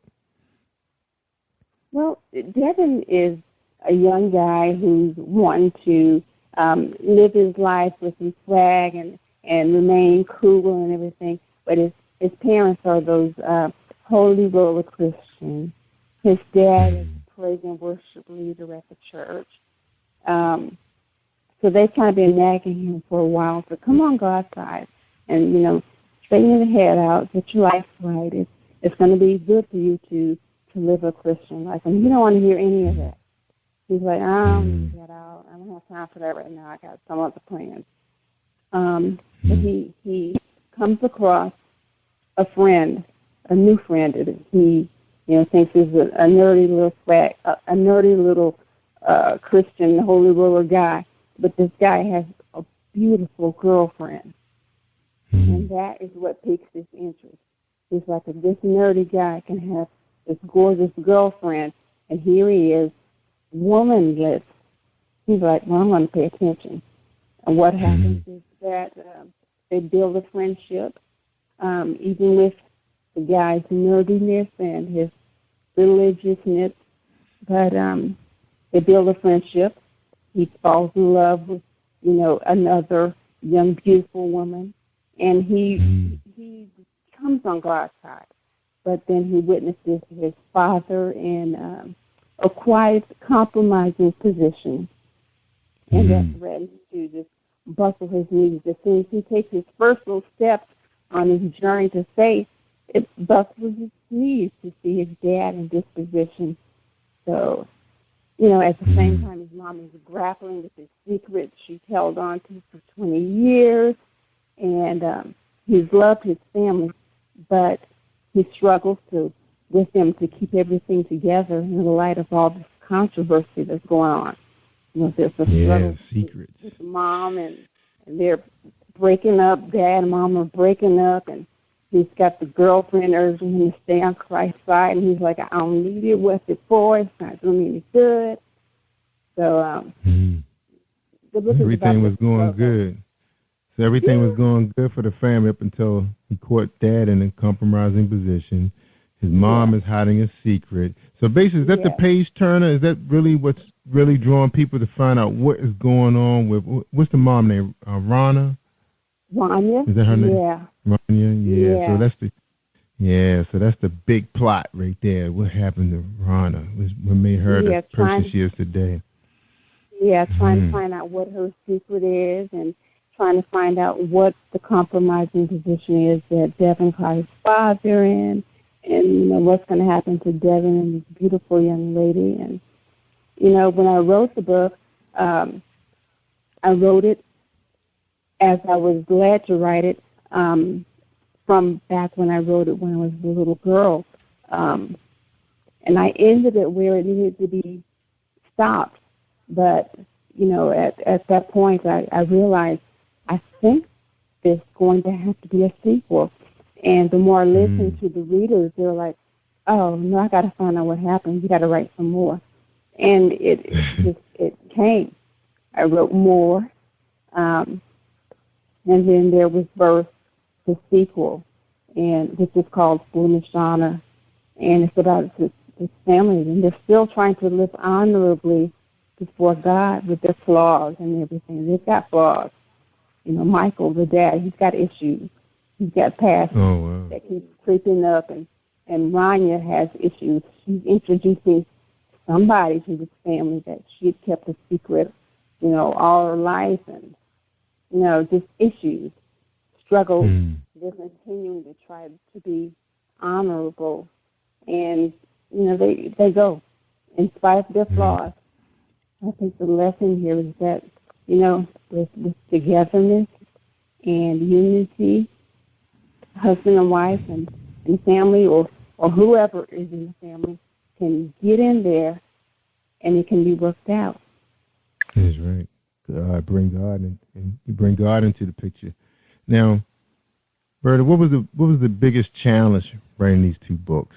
In your mind, what was the challenge? I think my challenge was one of the biggest challenges I had was trying to conform and make it Christian. There is one scene in particular in Blemished Honor where I went to my editor and I said, I'm going back and forth on this scene because Rania is Kung Fu. Because this is Christian fiction, should she, be more reserved, or can I just let her go and do what, she's doing? And I'll never forget my editor said, that was the best scene in the book. I read it several times. It was that entertaining. And what I got from it is, I got to keep it real. I got to be real for the people. There are Christians out there, Christians that do things that are not so holy and not so spiritual, but they're still Christians. And, I think my plight is to let people know, come on, get back up again. We're going to do this again. Yeah, you may have, like my pastor says, you may have been cussing and going with Sue and Dick and Harry and all this stuff, and you're not married to them. But get back up. Let's do it again. We're going to try again. There is forgiveness. I can imagine that being a challenge. Writing you wrote this book, exclusively for Christians, right?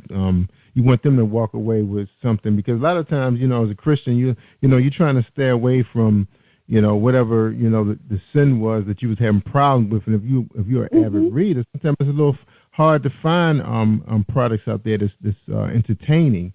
So it's good that we do have some good fictional writers out there right now. Now, did you ever run across the road where you want to make the book exciting, but you just don't want to cross too many lines, or you want to kind of challenge the reader to? I mean, what are you going after? What are you trying to do to the reader when you wrote your book? I guess that's the question I should be asking. What were you trying to do to the reader?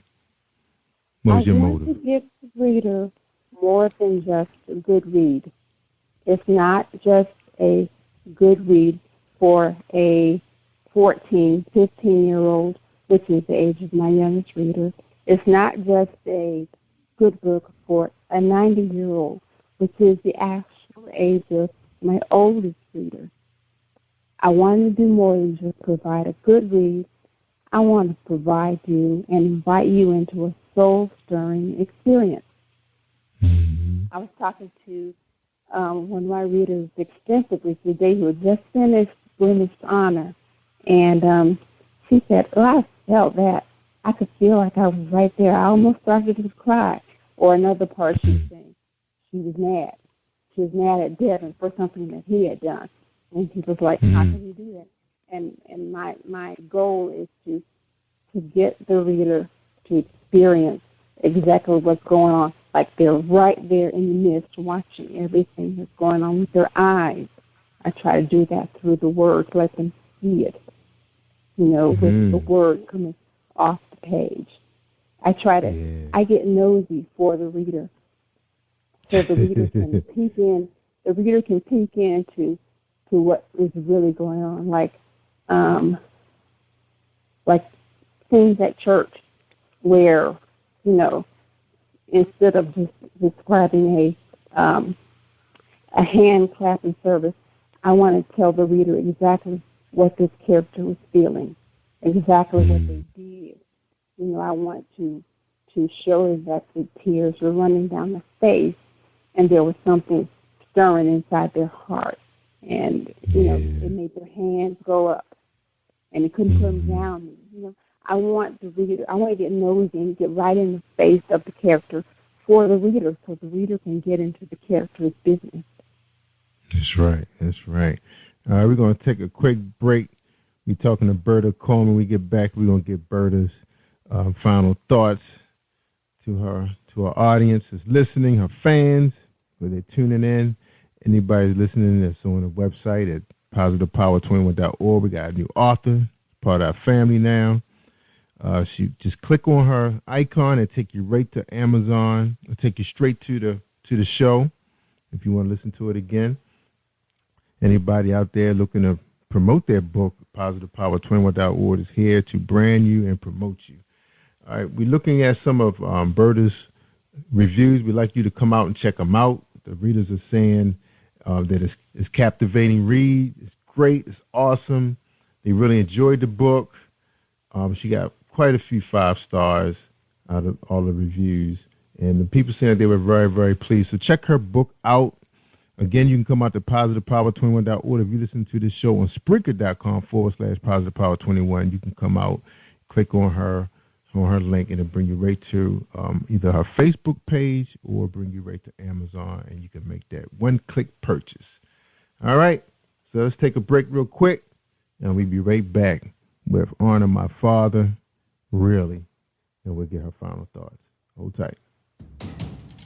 Think you know how drugs get in those little brown bottles? Think again. Set in the green hills of western New Jersey, inside the gilded halls of power of a U.S. pharmaceutical company where decisions are worth billions of dollars and human lives worth less.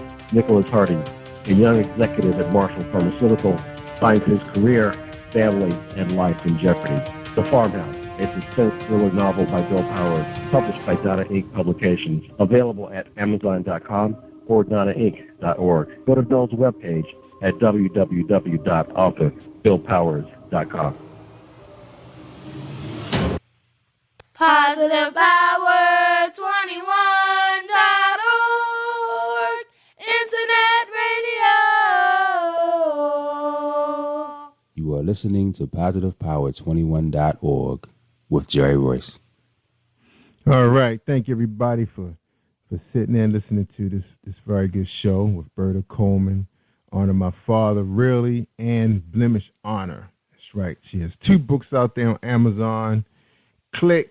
I think one of them going for $2.99. I'm gonna have to go. I think it was $3.99. It's Honor My Father, Really. So check it out. I guess they can read sample pages of it and enjoy a real good Christian read. All right. Awesome. Yeah. And again, she's at BertaColeman.com. So, Berta, thank you so much for being on my show. Be ready for your final thoughts. And we'd like to have you back again when you drop your next book and be part of PositivePower21.org. Okay, you ready? Yeah. Well, I wanted to, first of all, say thank you, Jerry. Thank you, listeners. It's been a very positive experience. And the books that we discussed are not just for Christians.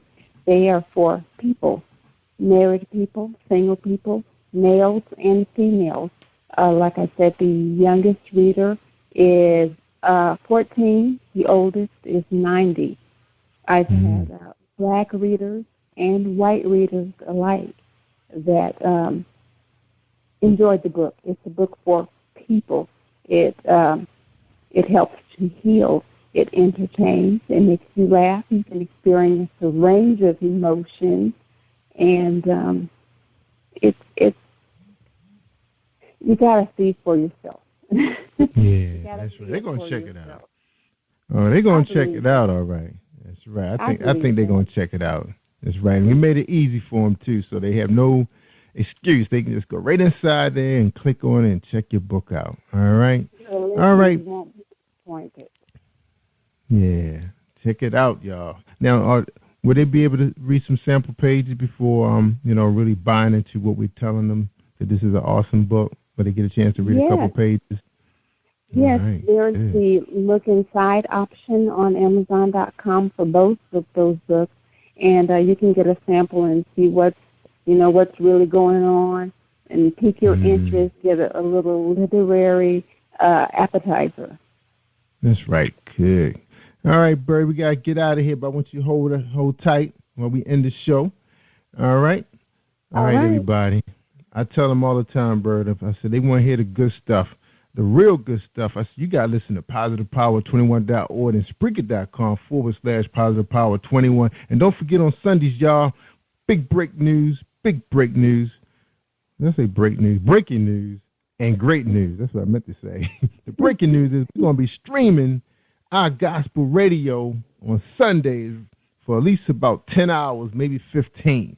That's right. We just went in with a deal with Teresa and Keith Powell. So they have decided to allow PositivePower21.org to carry gospel gospel artists, right? Because they got a bunch of them. So that make it easier on us. Let the expert take care of it. So that's breaking news for us. Independence. That's right. Independent radio station. We need y'all support by, checking us out every day and check out these great authors that we have on here. All right? All right, everybody. I want y'all to stay awesome all week long. I'm Jerry Royce Live Worldwide. Thank you for tuning in to Jerry Royce Live on PositivePower21.org and Spreaker.com/PositivePower21. This is a Royce Enterprises production. And don't forget about replay on Facebook.com/Jerry Royce Live.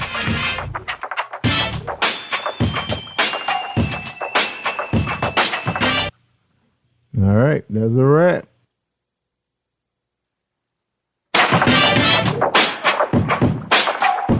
What up? It's your boy Kano Kingston.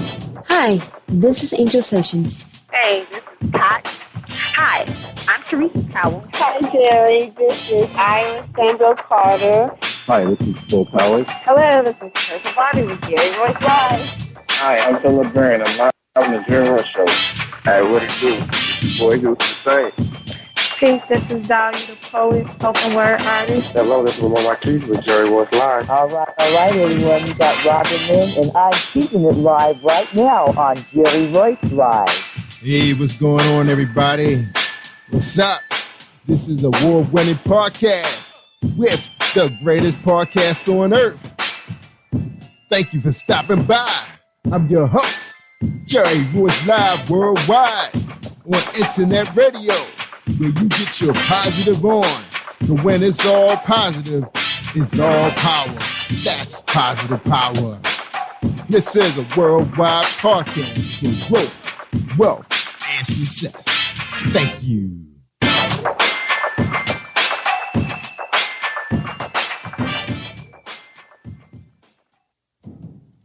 Think you know how drugs get in those little brown bottles? Think again. Set in the green hills of western New Jersey, inside the gilded halls of power of a U.S. pharmaceutical company where decisions are worth billions of dollars and human lives worth less. Nicholas Hardy, a young executive at Marshall Pharmaceutical, finds his career, family, and life in jeopardy. The Farmhouse, a suspense thriller novel by Bill Powers, published by Donna Inc. Publications, available at Amazon.com or DonnaInc.org. Go to Bill's webpage at www.authorBillPowers.com. Are you looking for the next great read? A book filled with love, passion, betrayal, and intrigue. The award-winning novel, Season of Change, by Tamika Patrice Kane is sure to satisfy your literary sweet tooth. Check out this must-read book reviewers are calling uplifting and emotional, and exceptionally great read, deeply intense and thought-provoking. Order your copy today, available in paperback and ebook on Amazon.com or at www.tamikapatrice.com. Are you an author looking for promotional services or a reader looking for a great read at low prices? In this competitive world of books, Writing Royalty Promotions is dedicated to bringing authors and readers together to build a greater respect for literature through our various promotional services and online bookstore. So head over to WritingRoyaltyPromotions.com and check us out. All right. I guess that's the last book buzz. All right, I gotta get used to this new format. They forgot my applause. That's my Yay! Yeah, we got Robin Lynn here tonight, y'all. But hold tight, Rob. We got one more thing to do. All right. I want to thank everybody for joining us and welcome to PositivePower21.org for 2015. I am Jerry Royce Live. We do have one big book buzz sponsor that's sponsoring this show tonight with Robin Lynn's production, and that's Darlene Rucker-Williams, my good friend. So we're going to play this through, then we're going to get Robin Lynn Maben on the show. So hold tight, everybody, for this sponsorship from my good friend, Darlene Rucker-Williams. What do you give to a person who has everything? Hi, I'm Darlene Rucker-Williams, and I am the owner of Stylish and Styler Gifts by Dar. I get this question all of the time. At Stylish and Stellar Gifts by Dar, we specialize in customizing gifts for people and pets too. Our gifts are original and one of a kind. Not only do we deliver, we ship as well. We work according to your budget and your theme. We have gifts for all things, including baby showers, sports teams, get well, bridal, birthdays, pets, just because, and that's just to name a few. So let Stylish and Stellar Gifts by Dar take the worry out of your gift giving today and also for the holidays. Our website is www.stylishandstellar.com and our phone number is 443-682-5664. All right. That's Darlene Rucker-Williams. She's one of our big sponsors for Book Buzz. Thanks a lot. All right, we got Robin Lynn tonight. We're going to read her bio, then we're going to bring her on right after our promo for this week. And we're so excited to talk to her. All right, Robin Lynn was born on May 7, 1962. Is Mary J. and Rose Annette Maven.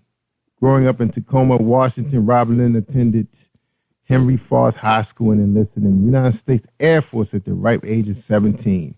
Robin Lynn served our country from 1980 to 88, where she acquired a phenomenal skill set in telecommunications and computer operations.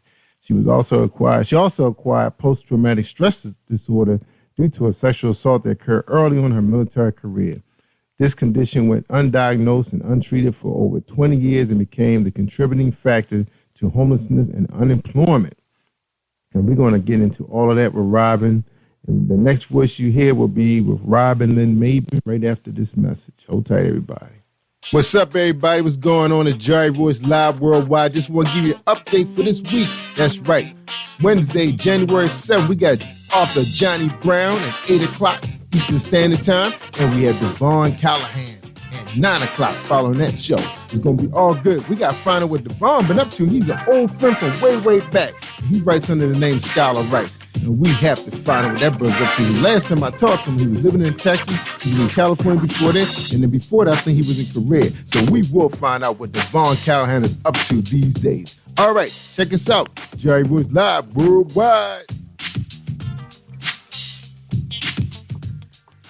All right. That's my man, too. Can't wait to talk to him, but it's been a long time. All right, but tonight we're talking to Robin Lynn Maven. She is the guru. That's right. She's the guru of internet marketing and promotion. My hero. What's going on, Robin? How you doing tonight? Oh, I'm doing really good. Very happy to be here. Thank you, Jerry. You're welcome. You're welcome. And the first question is, who is Robin Lynn Maven?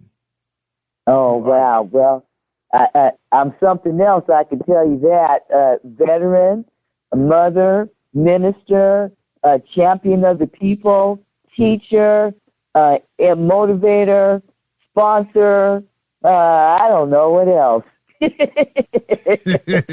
forgot to say social media guru. Yes, social media guru. So I'm told, streaming queen. I hear I'm streaming the Saturn these days, and so. That is awesome. That's awesome. So much to learn from you. I'm still waiting on my videos that you promised me over the Christmas holiday. Remember that conversation? Yes, I'm sorry. I'm sorry. There was so much going on. You know, the holidays and everything. The holidays came, I forgot about everything else. All the presents and the presents and the presents. That's right. I know. Well, I didn't forget about mine. They were well deserved. My family hooked me up. That's right. All my gear just in time because my team made the playoffs. And I'm not trying to brag, y'all. We just used to that here in the Baltimore area that our team make it to the playoffs. And last year we didn't make it. You know, and we understand. Sometimes you just got to set aside, let somebody else have their turn. But we're not used to that around here. So we say, hey, they had their turn. Now it's time for us to get back into the big tournament. And so they hooked me up this year. I got some wonderful gifts under the tree. And that's awesome. It'd be great if they end up playing with the Seahawks this year. That'd be awesome. Yeah, I know that's what everybody wants to see. But I'm here now. Everybody wants to see the Cowboys in the Super Bowl, you know? Yeah. Yeah, we want to see a more experienced quarterback. All right. Well, we talking to Robin Lynn Maven. She just told us who she is. You know, she's community outreach, leadership development, public speaking, coaching, strategic planning, all that good stuff. But one of the things, you know, that just hit me when I was reading your bio, and a lot of people don't understand it, because I work for the federal government, and I know one of the priorities from Washington, from the White House, from President Obama, was to hire our veterans, you know, the ones that were getting out, you know, they'd done their time, and they still have a little bit more time left in skill set that we need drastically in the federal government, especially the technical side, and a lot of professionalism also, I must add. You had some problems. You were a telecommunications specialist, computer operations, doing your job, but then something happened, attack. You mind sharing that story with us? Yeah, well, actually, 1 month into my military service, I had just completed basic training, and I was in tech school at Shepherd Air Force Base in Texas there. And I got sick. I ended up getting pneumonia some kind of way. And so I went to the doctor to sick call. And while I was there waiting to be seen, I was raped in the medical hospital by another military member. Yeah. And I was just 17 years old. And, you know, the whole experience, it happened so fast, and it was just really so surreal that I didn't even cry out for help or scream. And because of that, I didn't even, you know, in my mind, I just kind of put it away. And in my mind, it didn't even occur to me that I was raped. You know, they, when you go in the service, they yell at you and they tell you not to fraternize, and they keep you separated, the males and the females and all of that. And then they say, you know, don't get caught out by the dumpster with the guys and stuff like that. And, you know, they're just really strict like that. And so I never said anything, because I thought if I did say anything, they wouldn't believe me and I was going to be in trouble. So consequently, I went through my whole military career and I didn't say anything to anybody, not even until 20 years after I got out of the service.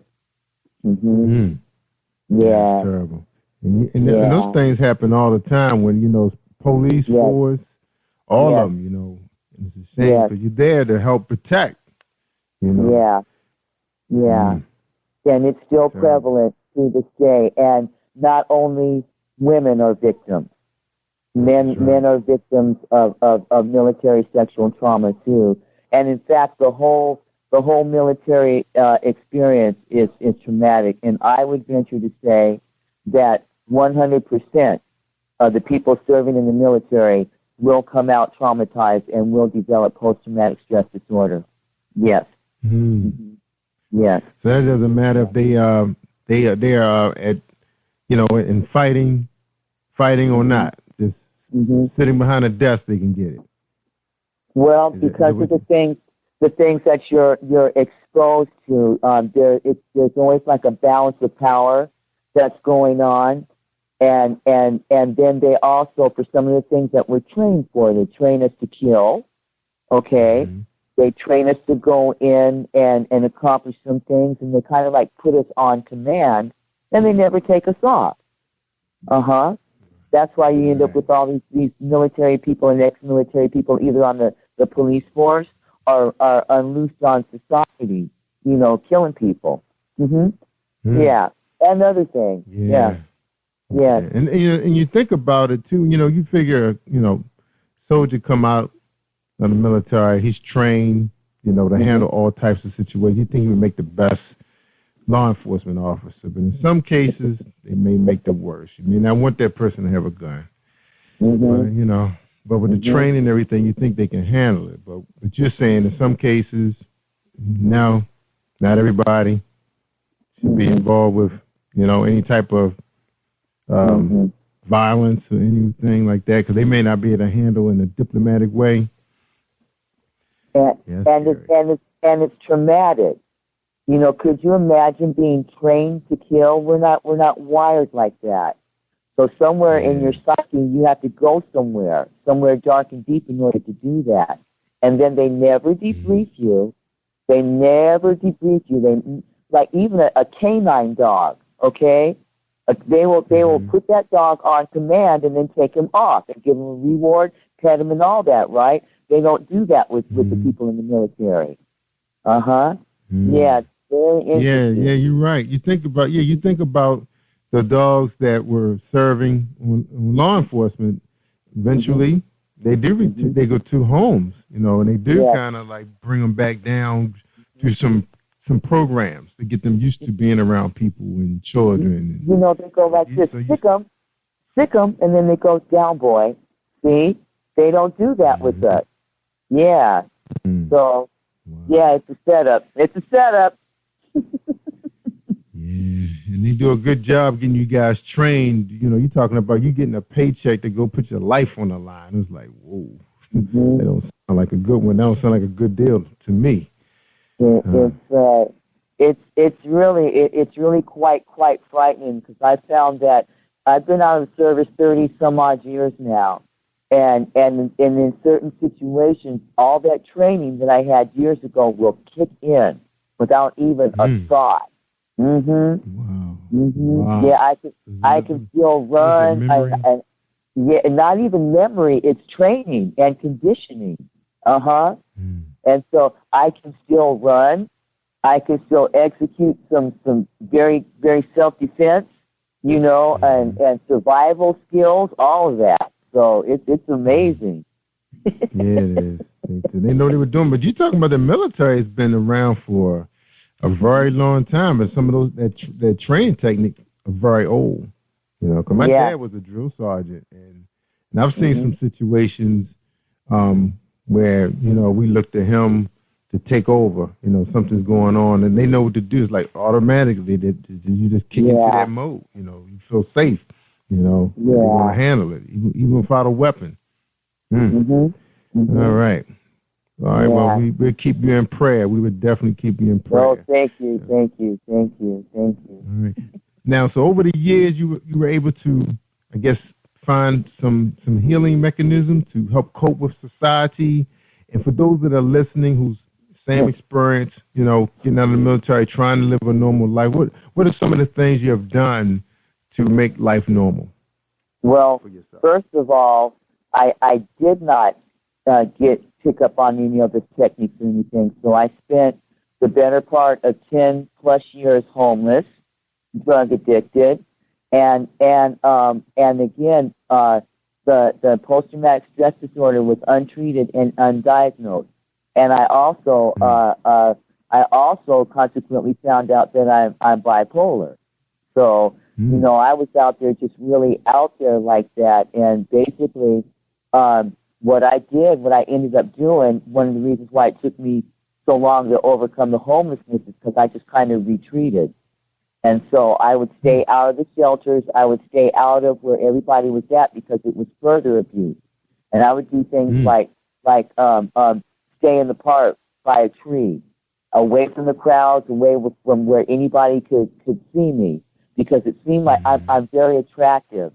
And my attractiveness is what drew everything. And then everything after, when everyone was attracted to me, right after that came the punch or the whatever. And so I was downplaying my looks, and I didn't want to be noticed. And so that really interfered with, with my ability to speak up for myself and to get help. Plus, I had no idea. I knew something was wrong with me, but I never kind of knew what. You know, I just kind of didn't know. So I spent a lot of time just trying to survive and trying to stay out of the way. And then one day Go ahead. So what happened when you got out of the military? You did the 8 years, and you didn't have a job waiting for you? I mean, you had nowhere to go? Job. Oh, my goodness. I got a job, a good job, too. I was working for Frederick & Nelson, and they were a major department store in Seattle, Washington.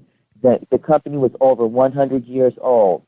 and it was owned by Ken Barron, and he owned the Seahawks and a bunch of office buildings, and he went bankrupt, and so he got rid of the company to go solve it. But before that happened, I fell in love with a musician.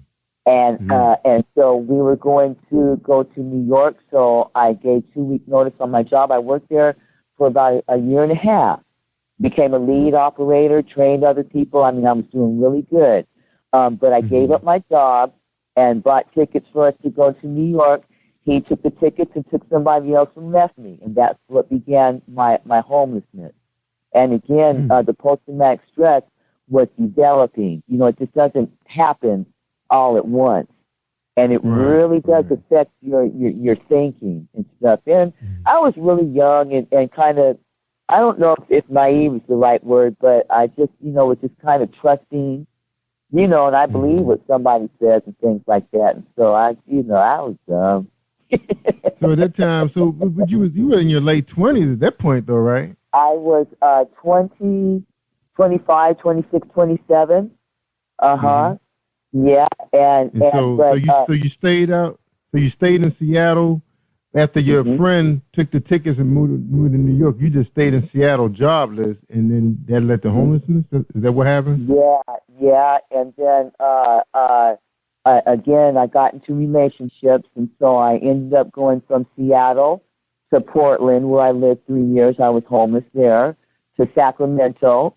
I lived there for about 3 or 4 more years, and then back to Washington State. Where what about the family? So where was your family at that point? My family is in Tacoma, Seattle area. I've got a very wonderful family, but there's a lot of issues, a lot of underlying issues, even before I left to go in the military. So I did not feel the inclination, I'll just say, to go to my family. Or anybody, really. Nobody. Wow. So how did you pick back on your feet to become who you are today? Well, I had to change my mindset. I was very ashamed, and I didn't want to tell anyone what was going on with me. And then again, I really didn't know what was wrong.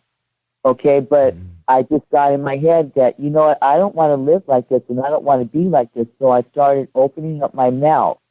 And somehow I didn't even know I could go to the VA for medical care, and something happened, and I ended up going to the VA, and one of the social workers there, she just happened to ask me, do you know what post-traumatic stress is? And I go, yeah, that's combat, shell shock, when the guys go over to Vietnam and they come back crazy. And she goes, well, yeah, but it happens to anyone who suffered trauma.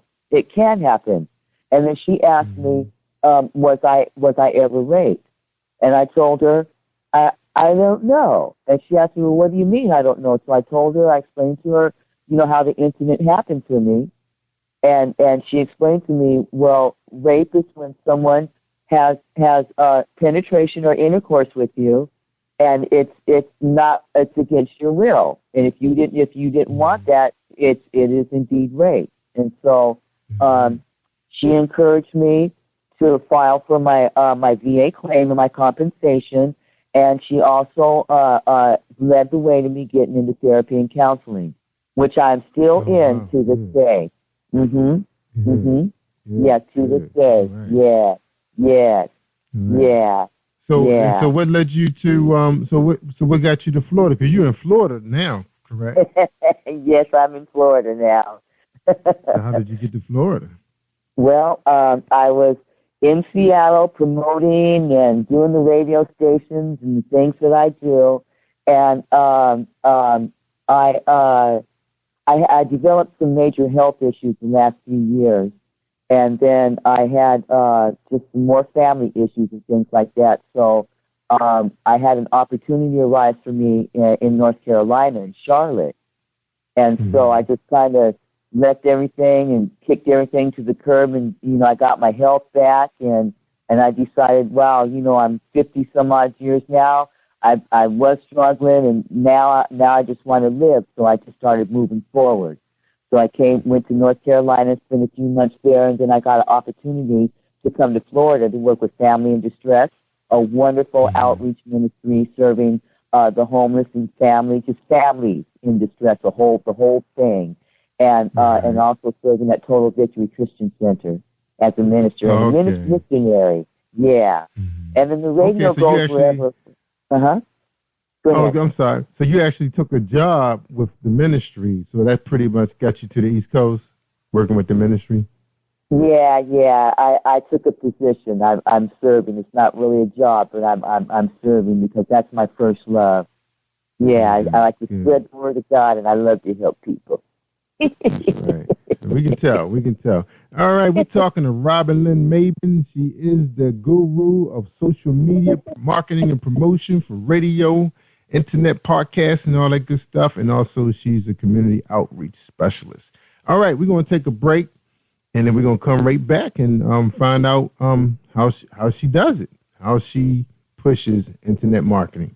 All right, one moment, everybody, for another episode with 2 episodes of Book Buzz. Are you looking for the next great read? A book filled with love, passion, betrayal, and intrigue. The award-winning novel, Season of Change, by Tamika Patrice Kane, is sure to satisfy your literary sweet tooth. Check out this must-read book reviewers are calling uplifting and emotional. And exceptionally great read, deeply intense and thought-provoking. Order your copy today. Available in paperback and ebook on Amazon.com or at www.tamikapatrice.com.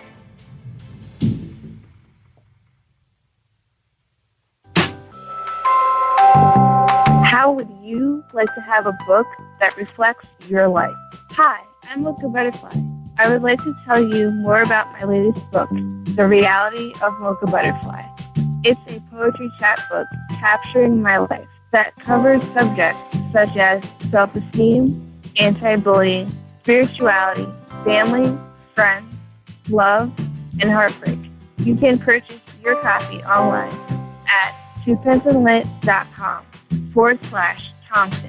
To find out more about me, visit me on Facebook at facebook.com/M8CHA Fly. Thanks for listening. All right, that was Tamika Kane and Cassandra Thompson. All right, our Book Buzz sponsor for midway through the show. All right, we're talking to Robin Lynn Mabin. She's on Spreaker.com. That's where she be rocking, and she be working it too. All right. If you want to know how to promo, just follow her. Now, Robin, of course, you and I are going to have to talk offline soon because I got a lot of questions for you. But one of the things we want to know is we want to know how you do it. Now, did you get radio experience working, as a telecommunication specialist in the military or private industry? Where did you get your experience from, or was it all self-taught? Actually, I did not get it. Surprisingly, I was a communications specialist in the military, and then my last 2 years in the military, they merged data automations in with computer operations in my field. But surprisingly, I did not do any radio. And how I got into radio was about 6 years ago. I was providing tech support and producing shows for there was a soul singer, an R&B singer, and he had a talk show. Chad Hunter. He had a talk show over on Blog TV, and I had a client or somebody that they were looking for ventures on different avenues to broadcast on. So I went to Blog TV for whatever reason, and his was the first show that I saw. So when I saw his show, I started giving him techniques. I go, well, if you tweet when you live and get everybody to tweet, you'll start expanding. And so I helped him grow his show from 200 to 600 in like 2 weeks.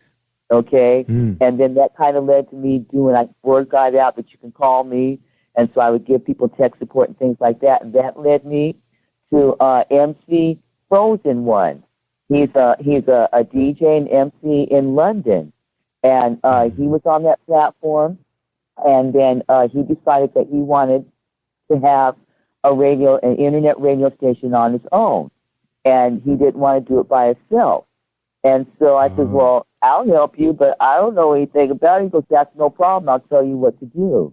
And so we sat, and he told me what to do, and in the first 3 weeks, Vibes Live Radio built up to its first 1,000 listeners. And I still use the techniques that he did. Okay, then, watch this.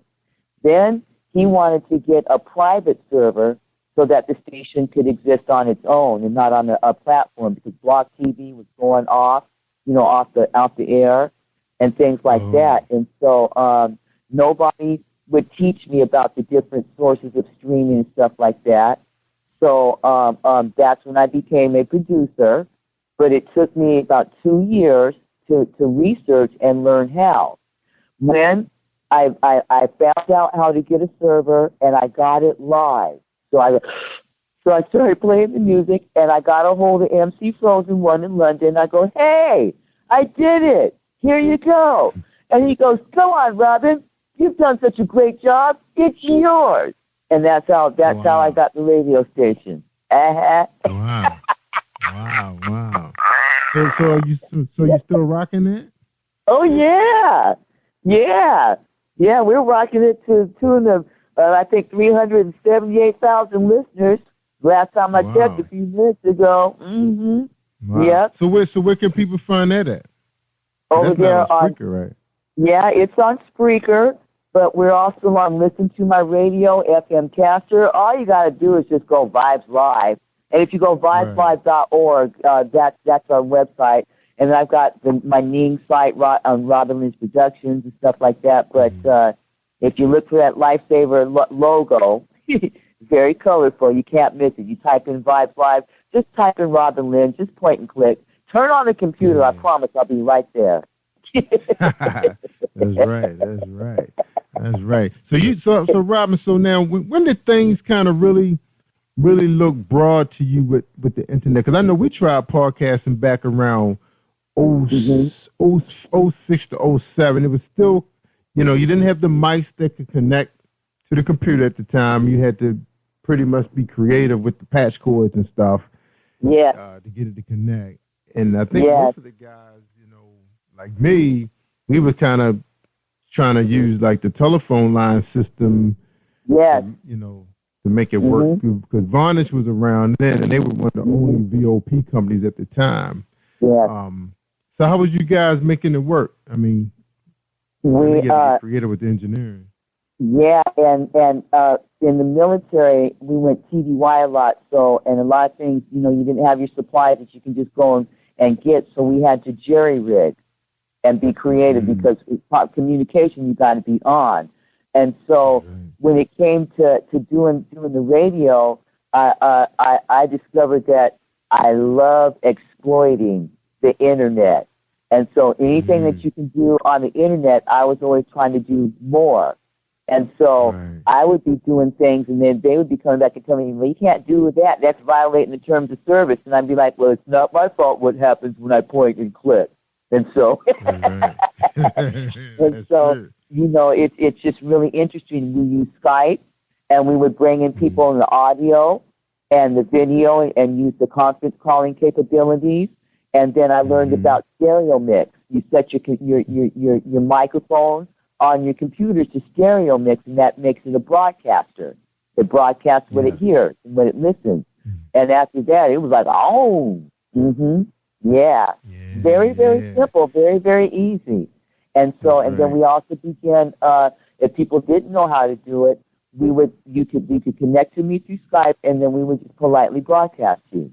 Yep, and so we started with broadcasters all over the world. DJ Momo from Israel is still one of our original DJs. He still logs in a few times a week.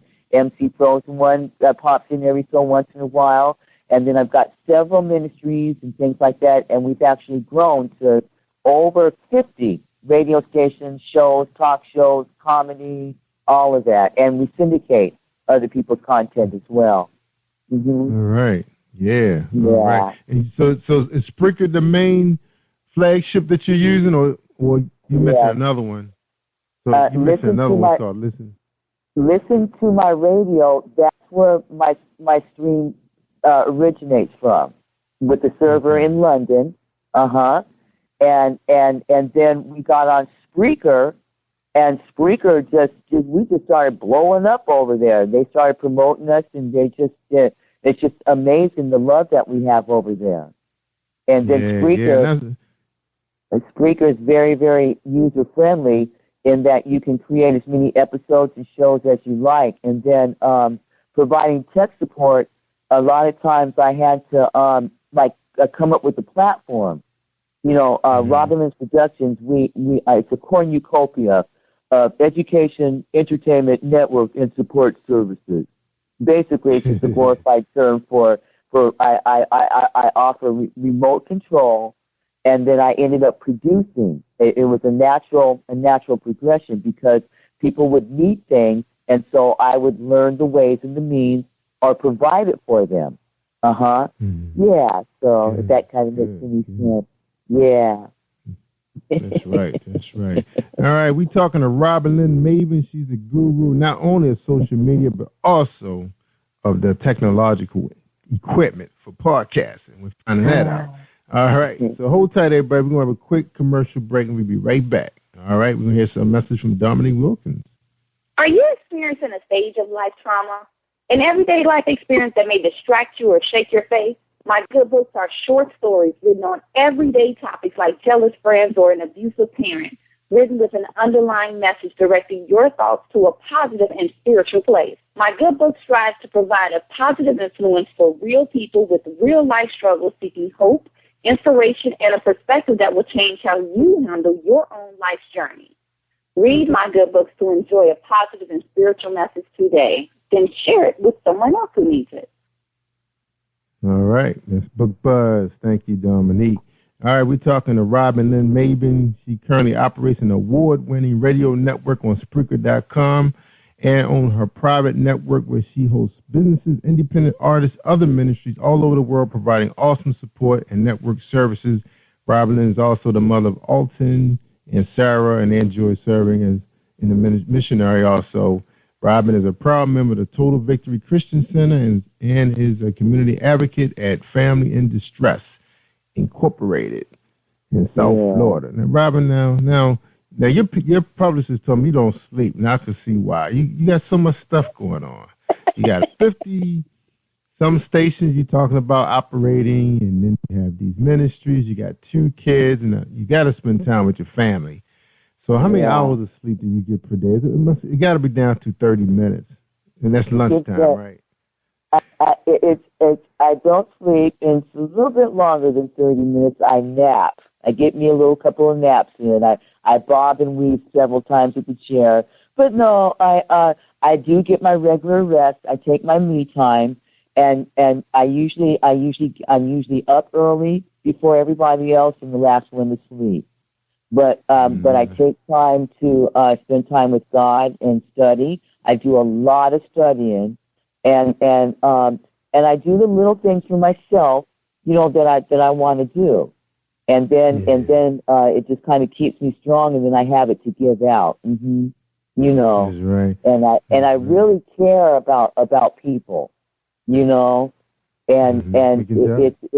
it's amazing because people will thank me, but I thank them because it's them that gives me the opportunity because they have the ideas. It's their idea. It's their baby. And then I'd be like, well, I never know how smart I am until somebody starts asking me some questions. But it's all in them anyway. You have it all inside you anyway. We do. Now, Robin, you remind me of this cat that I listened to on the podcast app. I forgot Darren. I forgot his last name. But anyway, he's a pretty knowledgeable guy when it comes to talking about advertising and marketing, how to grow your money on the internet. Not to limit yourself. Now, you have a lot of information. Now, a lot of those guys, they love doing those videos. I've fixed more things around the house from YouTube than anything. I saved a lot of money. You know, you just get information, you know, what to do, what not to do. When will we see you in front of the camera giving us step-by-step on these business opportunities that's out here, the ones that you have pretty much just specialized in? When will we see that? I'm going to have content, regular content coming out beginning in March, Jerry, because there's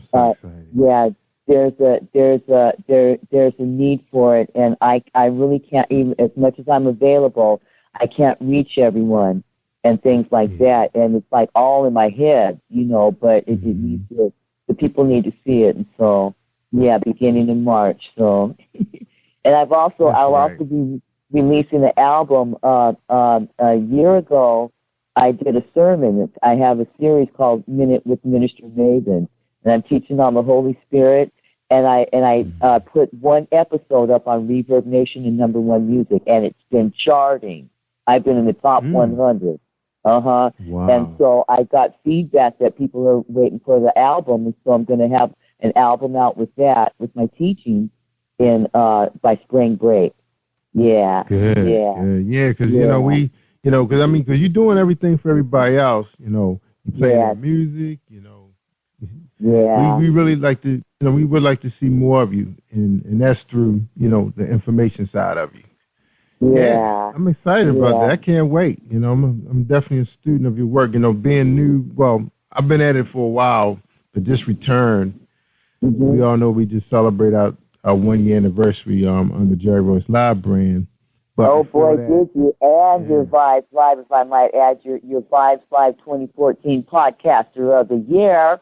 Yeah. You know what? You put the icing on the cake because we were so excited to celebrate the 1 year and accomplish the goals that we had set. Because when you work with our people, things don't always move the speed you want things to move. But it's because all of us are still learning and trying to understand the stuff. And by you being out there as one of the leaders of all of this, and we just sitting about why. That's why I'm always pressing you about the video content, because a lot of us still don't understand a lot of this, and because you know so much, and you're just one person. That's why we're putting the pressure that we need to see video content of this stuff, because we feel like even if you were selling it on iTunes or something, it's worth it. It'd be worth every dime. Because of what your knowledge. When you gave us that award, I was sitting with my family. I said, "Whoa." I was just thinking about that. I said, if I could just get an award, I don't care who the award is from. I don't want to give it to myself. And then, Pop, when you give me an award, I've been carrying this company. Where's my award? And then I told my mom, I said, Mom, I just got an award. She said, what? I was like, Podcast of the Year 2014. And she said, who gave it to you? I said, this woman run this program called Vibes Live, So it was really awesome. And of course everybody was like, well, who is she? They just wanted to know. And it was really great getting that. So we're waiting for, you saw some video. I just grabbed something. I said, hey, thanks for the award. They said, where's the award? We want the hardware. I said, I have that coming for you very, very shortly. Just forgive me, I've just been so busy doing what I do, Ain't no problem, and I would like to say the reason why you were that award recipient, if I may. Yes, absolutely. I looked at that you were 1 year old, and so that shows your fortitude. And I looked at that overall. You were doing your promotions. You had advertising going on. You had a very unique approach to your guests and things like that, and it was very well thought out and put together. And overall, in entertainment, to me, you were hitting all the marks. And so I thought that was more than deserving of acknowledgement and award. Thank you, Robin. Yes, we really appreciate that. That was right on time. Man, it was such a good feeling, Good feeling. Really so deserving. I felt good. was like, I ain't even win the award 2014, my own award, man. How's that gonna happen? But so deserving it, and I think that we all need to be celebrating and giving each other props where it's deserved. Yeah. Because sometimes, sometimes I don't get the feedback. And like with all the listeners that I have, very seldom people leave comments and remarks and things like that. And a lot of times I really have no idea how I'm doing. Mm-hmm. Yeah. And so I just sometimes you don't, and we do need a pat on the back one time. Just sometimes you need to keep you going, because sometimes, like to me, it started out as a hobby. I enjoyed radio and bringing people on, just letting people get to know these people who are behind these books, these music. And one of the things my staff and I have been talking a lot about, and that's, bringing on people who are going to make a difference to our people. They released a MP3 or EP or LP. We want people who want to make a difference in people's lives. Now, I think that was one of the things that we expressed to you the other day. I said, we're looking for game changers now. Like we love the people who have come forward, who's doing some positive things. Even people who have like disabilities and accidents that were traumatic to them, but they still out there they changed their life. Because I had a guy that was like a drug dealer that was in a really bad motorcycle accident. He still went back to the street, but later on he discovered that he's bigger than that. Even though he doesn't have the use of his limbs and everything, but he can pen, a book and make a living, and get himself off the street. So I thought that was real powerful. And I mean, I get so many stories. The ones where women were involved with domestic. I think 1 week. I think every guest I had on the show had some involvement with domestic abuse, domestic violence. And I was like, wow, where's God taking me? Sometimes we sit back and we say, hey, where are we going to go with this thing now? It's more than just entertainment.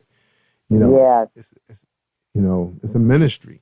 That's why I be on that joke sometimes. I say podcast is more than a job. It's a religion. It's spiritual, because it is. People just don't know what I'm hearing sometimes, in these headphones.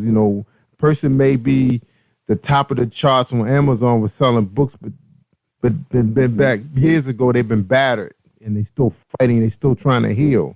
And they use these books and music to heal themselves and then help others heal themselves. That's powerful. That's positive power right there, baby. Positive power. It really is. I suffered lots of trauma and brutalization in my life, and it left me, believe it or not, with a lot of limitations. And so giving back and helping people, I have a sense of purpose and accomplishment, and it's a big motivator. That hey, there is hope, and you can still go ahead and have a good life despite some of the awful things that we might endure, and we can all overcome. And this is what it looks like. I have a lot of people that they will say to me, well, you shouldn't say anything, especially as a minister. They will tell me, you shouldn't tell people that you've got mental illness because you want the people to accept you and receive you and blah, blah, blah, blah, blah, blah. But the Word of God says, for we overcome, by the word of our testimonies and the blood of the Lamb, And then also I've heard people, they get a little, their feathers will get ruffled because of my good work, and I've had some people help me in accomplishing my good works, and I will give thanks to them, and I will tell them, God is really going to bless you because you're helping me.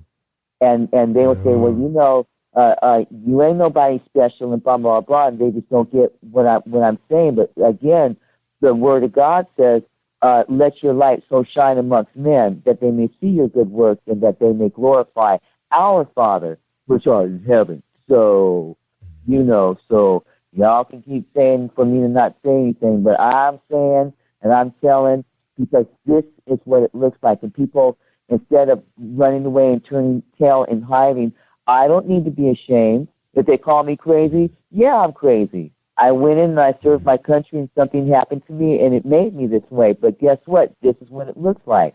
Maybe sometimes I don't have the energy to and the wherewithal to do some things, and sometimes I have to fall back and I can't always follow through and complete some things sometimes. But this is what it looks like when I stand up and I get back up and I keep on going. And people need to see that. It's okay. It's okay. We don't got to be perfect. And another word of God, this is the last one I'm going to say, I'm going to promise, but his strength is made perfect in our weakness. So that's all.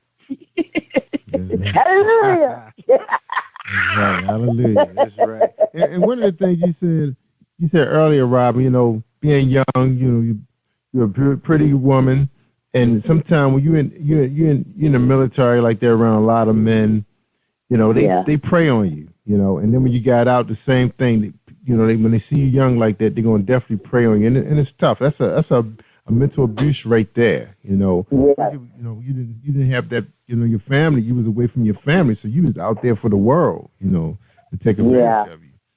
Yeah. So I applaud you for you know, making it this far, you know. You have no problem about telling people that you're in your 50s now, and you know you're living and enjoying what you're doing and leading and guiding and teaching. That's the way to go. That's what God wants us to do. Amen. Yeah. All right, so we're gonna take another quick break, Rob. When you come back, we're gonna have to get your final thoughts. All right. Okay. Sound good? All right. Okay. All right. Here we go. Here's a message from Lane Cobb. Are you ready to discover your spiritual potential? This is Lane Cobb, spiritual wellness coach and owner of Straight Talk Coaching for Women, your source for enlightened and empowered living, offering products and services to help busy women see who they really are so they can be who they really want to be. Contact us at www.straighttalkcoaching.com or call 443-756-8391 to empower your spirit and achieve your full potential. All right, check out Lane Cobb. Check out her website. She occasionally gives online group coaching, you know, for women who have, you know, experiencing some things that they're experiencing alone, don't have no help. Check her out. Lane Cobb is 2bs.com. All right. Robin Lynn Maben, production. Your final thoughts for tonight's show. My final thoughts, Jerry, I would just really love to see everyone accomplishing all the things that they want to do. So as the man thinks, so he is. And you know what? Help one another, love one another, pray for one another, forbear one another, okay? And you know, if you're hating, that's fine. Just get out the way. Don't get in anybody else's way. You know, then that's probably just about it. That's all. You know, with the digital, the way that everything is going digital into the mobile platform, people can really avail themselves and utilize that. The social networking and stuff like that. I encourage everyone, no matter what your business is, you want to get connected in the social network, and it's your new word of mouth. And whether you've got a brick and mortar building, I don't care what kind of business or whatever it is that you're doing, if you don't get connected on the social media, you'll just kind of be dead in the water. And so that's just about it. Hey, all right. We appreciate you coming on, Robin Lynn, and we're going to be looking for those videos, those informational videos coming from you soon, so people can get on board. It's a lot we need to know, and you have it all. So we appreciate, let us know. The first one is launched. All right? I certainly will. You'll be the first one to know, Jerry. Thank you. Yeah, I don't care. Look, I don't care if you just put your smartphone on the table and push the button and give us some information. It don't matter. Gotta be something. I'll tell you, I'll make it easy for you. All I really be doing is pointing and clicking. You just put your finger on that mouse and you just move it around. You just point and you just click. It's amazing what happens when you do that. I know. All right. So Ladies and gentlemen, that is the gurus of social media and radio, talk, podcasting, digital media, you name it. Robin Lynn Mabin, civil rights and social action, economic empowerment, education, health, disaster, humanitarian, poverty alleviation, and social services are things that she cares mostly about. All right, that's the end of our broadcast. I'm Jerry Royce Live, and I tell people all the time, Robin Lynn Mabin, if you want to hear the good stuff, I mean the real good stuff, you got to listen to Jerry Royce Live on Positive Power 21.org and Spreaker.com/Positive Power 21. Thank you for tuning in to Jerry Royce Live on Positive Power 21.org and Spreaker.com/Positive Power 21. This is a Voice Enterprises production.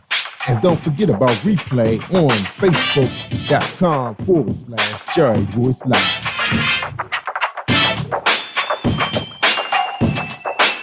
All right, that's a wrap.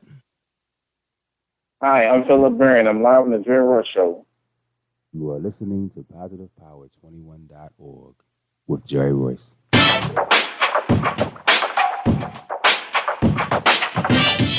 What up? It's your boy Kano Kingston. Hi, this is Angel Sessions. Hey, this is Scott. Hi, I'm Teresa Powell. Hi, Jerry. This is Iowa Sandra Carter. Hello, this is Bertha Bobby with Jerry Royce Live. Hey, what's going on, everybody? What's up? This is a award-winning podcast with the greatest podcast on earth. Thank you for stopping by. I'm your host, Jerry Royce Live Worldwide on Internet Radio, where you get your positive on. But when it's all positive, it's all power. That's positive power. This is a worldwide podcast for growth, wealth, and success. Thank you.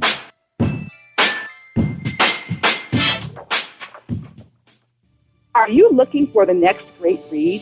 A book filled with love, passion, betrayal, and intrigue. The award-winning novel, Season of Change, by Tamika Patrice Kane, is sure to satisfy your literary tooth.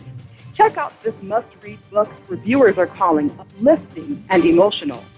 An exceptionally great read, deeply intense and thought-provoking. Order your copy today. Available in paperback and ebook on Amazon.com or at www.tamikapatrice.com.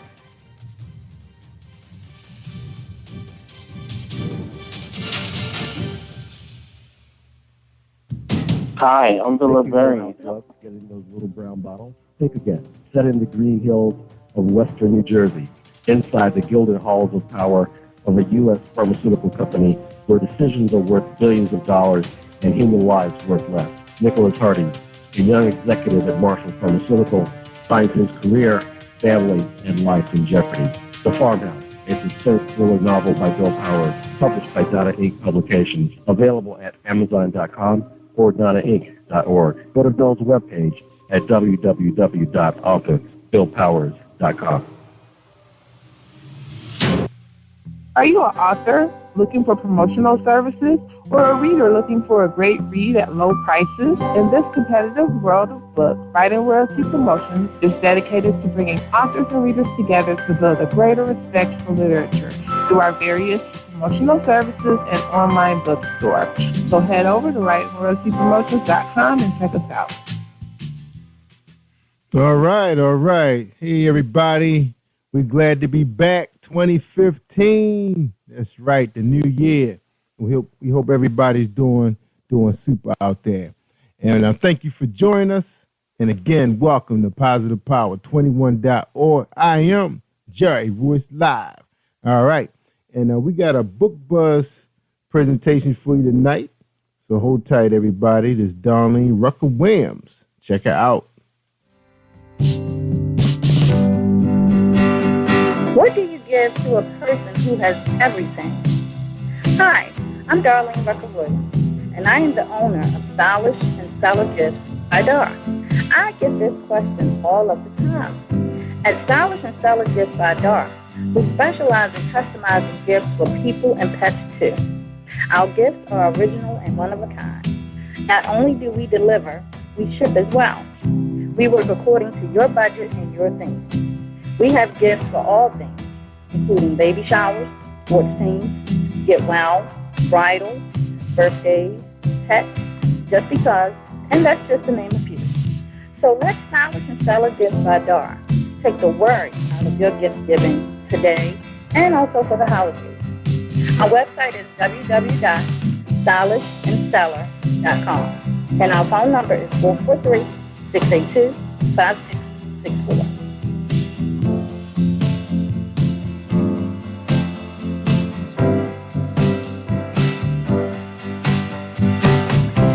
All right, that's Book Buzz. That's right, y'all. Don't forget about Book Buzz. You're trying to reach a wide audience.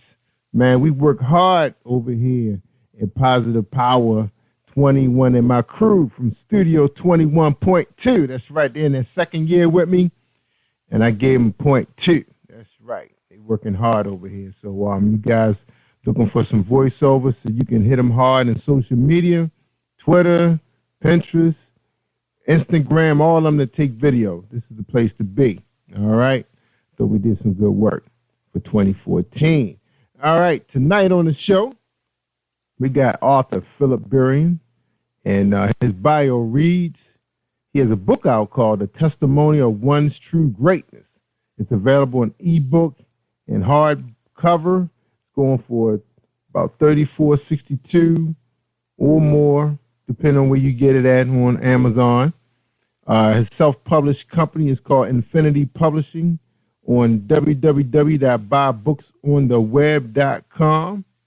And his bio reads, he was born in February 1976 on the 10th, Brooklyn, New York, at Kings County Hospital. He's now residing in Georgia at the Hudson Docket Projects. He has 5 brothers and 4 sisters. He is a graduate from Kingsborough Community College. He earned his associate's art degree. And he has parents, Pastor Marion L. Burrian, and his late great departed dad, Charlie Burrian, who transitioned on to the spiritual afterlife world. He's written 20 books. His first book to be published, which he's talking about today, and that's the one that's called The Testimony of One's True Greatness. All right, let's bring him out here. We give him an opportunity to talk more about himself for the next 30 minutes. Welcome to the show, Mr. Arthur Burrian. How you doing, sir? Hey, Mr. Ross. Thank you for having me. Hey, my pleasure, man. We're glad to have you on the show, man. Have you here to talk about your book. But before we talk about your book, Mr. Philip, we want to know, who is the author, Philip Burrian? Who are you? Well, I'm an author, a self-published author who had the gift in writing, and it was just bestowed upon me by God. God gave me the favor. He gave me the ability, the mind to write what he wanted me to have his people to hear. Good. So tell us a little bit about your education, man. I know you graduated from community college. Are you still furthering your education past that, or, no need, or you're moving into another direction? What's going on with that? Well, right now, I'm just trying to, focus on, pursuing my, writing, my books and just taking my whole writing to a whole new level. Sometimes from school you want to take a break to focus on, something wonderful. And I can always go back to school anytime I want, but right now I just want to focus on getting the word out to 100 people out there. Right. So what did you major in college? When I was in college, I took up liberal arts. And liberal arts is actually it's actually when you go to college and, you try to find, courses that you can take. And one thing about college is like the real world. You have to really, really explore your options so you try to figure out what you're good at. Yeah, that's right. So tell us, man, did you have a nice New Year's, man? How did you and the family bring in the New Year's, or you found yourself penning the next book? Well, we went to church, we prayed, we asked, the good Lord to, make sure everyone has, wonderful New Year's, make sure we're all on the same page, make sure we have a positive outlook on life, and forget about the negativity. The negativity is not helping. That's right. Good. Now, you mentioned, you guys lost a very important person in your family, which was Mr. Charlie Berrien. How big was that? Losing your dad. What kind of impact did that make? Well, it was really, really big though, because my father, he was a hard-working man, and one thing he believed in providing for his family, and he was a hard worker, and we was living in world-class housing. I mean, my father has a great testimony. As a matter of fact, I wrote a book that's actually dedicated to him, which is called The Embodiment of the Ugly Ant, which is already written, so I don't know when it's going to be released yet. And it really, really talks about the signification of a fatherhood. So when you think about an ant actually provides for all kinds. Of my father, he was actually the embodiment of the ant because he believed in hard working. He believed in putting food on the table. He also believed in putting family first. And you don't really find so many father figures, out there like that. And, when I lost my father in 2007, it really, really broke me down because, it's like, when you have a father who really, really teaches you the most important necessity about being a man and taking responsibility, you kind of lose that. Cause I remember when my father, we used to, watch, our favorite program back in the day was actually Dragon Ball Z, and we used to watch it late at night. And he was a huge basketball fan. He used to like the Chicago Bulls, and then when Michael Jordan stopped playing, his favorite team was the San Antonio Spurs. And every time the team wound up losing, my father would have that look on his face and say, "Come on, man, you need something better than that." He was so energizing that I couldn't help but to be around that. And I miss that so much. Yeah. Sorry to hear that, man, of your loss, man. So how's the family pulling it together right now? I see are you writing more since your dad passed? I mean, is that something you're doing now to keep his memory alive, or what's going on with that? Well, like I said again, I've already written 20 books already with my first one, The Testimony Green, is being published, and like I said again, Mr. Ross, I like to stay occupied. I like to like when you're writing, you want to try to write about the positive things, like what makes you feel good, what makes you feel happy, what makes you feel rejuvenated. That way you can take what you've learned to pass on to other people. That's what they're willing to listen. It's right. Now, I understand your mom is a pastor. So what's your position in the church, and what's your denomination, if you don't mind sharing that? We're Pentecostal. Mm-hmm. And is your mom the senior pastor of the church, or is she a associate pastor? She's actually a co-pastor, and then the name of our church is called Evangelist, the Kingdom of Love, and the pastor that's resigning, his name is Bishop Alfonso Johnson. So my mother, she's actually working with him. Okay, good. And what's your position with the church? Well, I'm just just a regular member who like to give testimony and great things what God is doing for not only me but for other people. Yeah. All right. Now, your book is titled Testimonies of One's True Greatness. If someone asks you right now, off the man, what's your greatest testimony to share God's greatest, God's greatness, something you have seen in your life that you like to share to help that person believe? Well, like I said again, I was born with a congenital deformity, and it's actually dealing with the different genetics. I was born with 4 fingers and 5 toes, and for me to be in this condition that I am, because I know the doctor had said I wasn't going to walk or talk, but God had other plans, and I had 8 operations, and I survived them all, and like I said again, Mr. Rose, it's just a blessing to have, God to take an individual who wasn't supposed to be in this predicament to show him that, his power is greater than the naysayers. That's right. That is true. So is that something that we'll find in your book? Your walk with God, or you sharing other experiences of other people, other testimonies that you hear? Tell us, we know, right now we're hearing from you how great God has been to bless you to be able to overcome your disabilities. What other things can you share that's been your walk with God?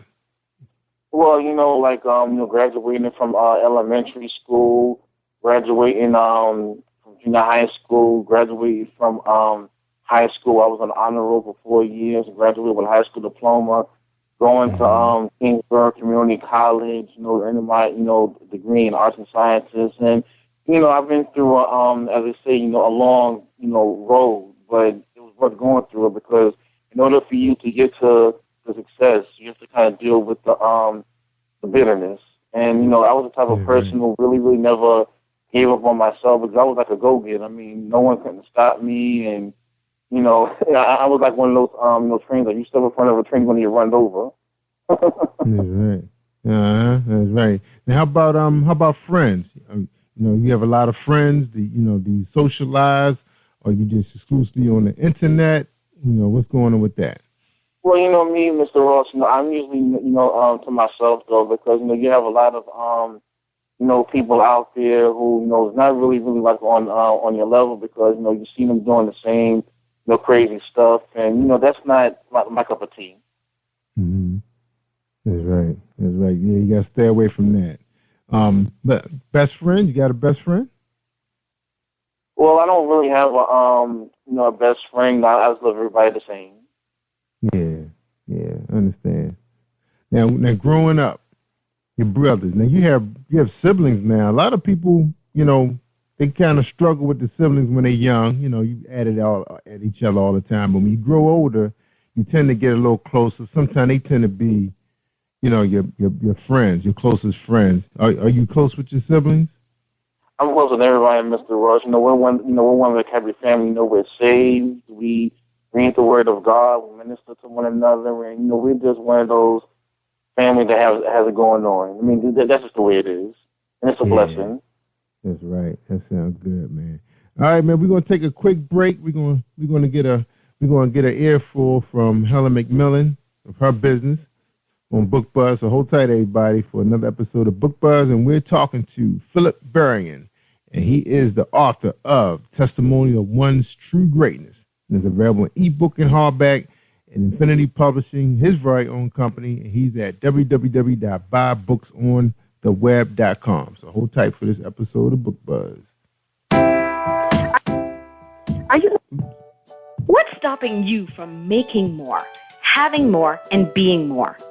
Hi, I'm Helen McMillan. I'm a success coach.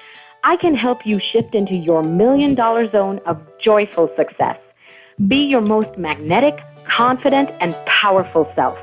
The first step is to get my free ebook, 7 Simple Ways to Shift into Your $1 Million Zone. Go to www.yourmilliondollarzone.com and download it now. All right, check out Helen McMillan, helenmcmillan.com. All right, we're talking to Philip Berrien. He's the author of Testimony of One's True Greatness. He's also a poet, one of his God-given talent. Tell us a little bit about that, Philip. I see you've been involved in many contests, online, offline, and a winner of many. So tell us about that achievement.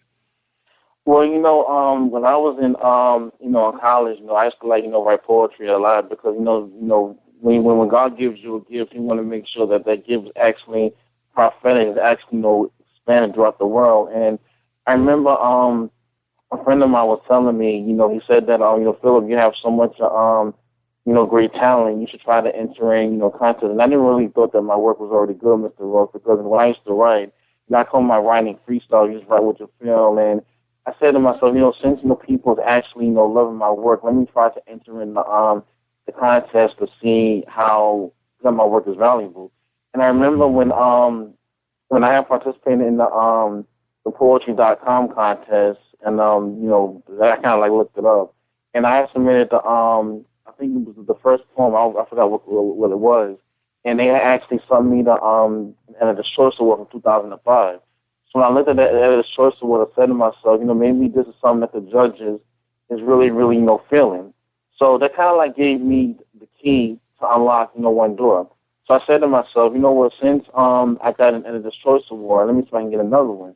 So I participated in another one, which is in 2007. I received another Editor's Choice Award.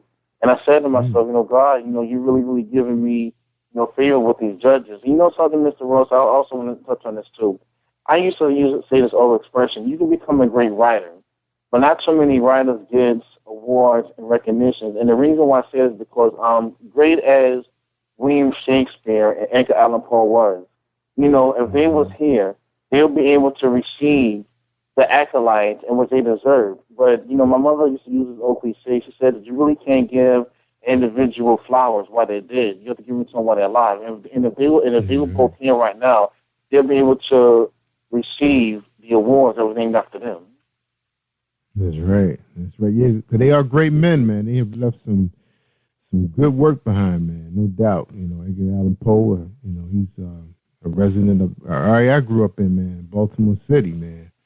All right, man. So, are you in a position tonight to share one of your pieces? Sure. As a matter of fact, I have one, which is called "They Call Me a Nomad." That's actually the poem in which I won the award for. That was in Famous Poet Society. Out of 7,000 entries, they loved the poem so much that they gave me an award for it. And I also received a certificate of excellence. Good. All right. Are you ready? Yes. Tell you what, we'll read that after this quick break, okay? So we'll take this break. All right, one moment. Hi, are you making a strong impression on Facebook and Twitter by just sending out your book covers every day? Well, the holidays are soon approaching. If you really want to wow them, if you really want to excite people about your book, contact my office on Facebook and inbox me and find out about Media Buzz TV and Book Buzz. It's a Jerry Royce Live Web Vision. Take care. All right, we're talking to Philip Burriam, author of Testimonies of One's True Greatness. He's in position right now to share one of his poems because he's a winner of many awards in poetry. So you ready, Philip? Okay, I'm ready. All right, ready when you are. Now, this poem right here is called They Call Me a Nomad. Before I read this poem to the listeners, I just want to explain to you what a nomad is. Nomad is a group of people who actually, travel the road, and when they travel certain places, they wind up coming up against different obstacles and adversities. And this reminds me so much of the children of Israel in the Biblical Testament, about how, they used to go up against, other armies, but with God's, guidance and help, they were able to conquer. So this poem right here, it really influenced me, and it's called They Call Me a Nomad. I'm just going to read a little bit of it to you. Okay. It says, they said I am a nomad, but today I can surely say that I am so happy and joyfully glad. People have said to me that I will never at all make it, only because they just couldn't take it. They want to point fingers and blame me. But growing up as God's child, I had to be patient and endure. I have taken the stairs, heard the laughs and the eyes, and even had to replace these old worn-out shoes.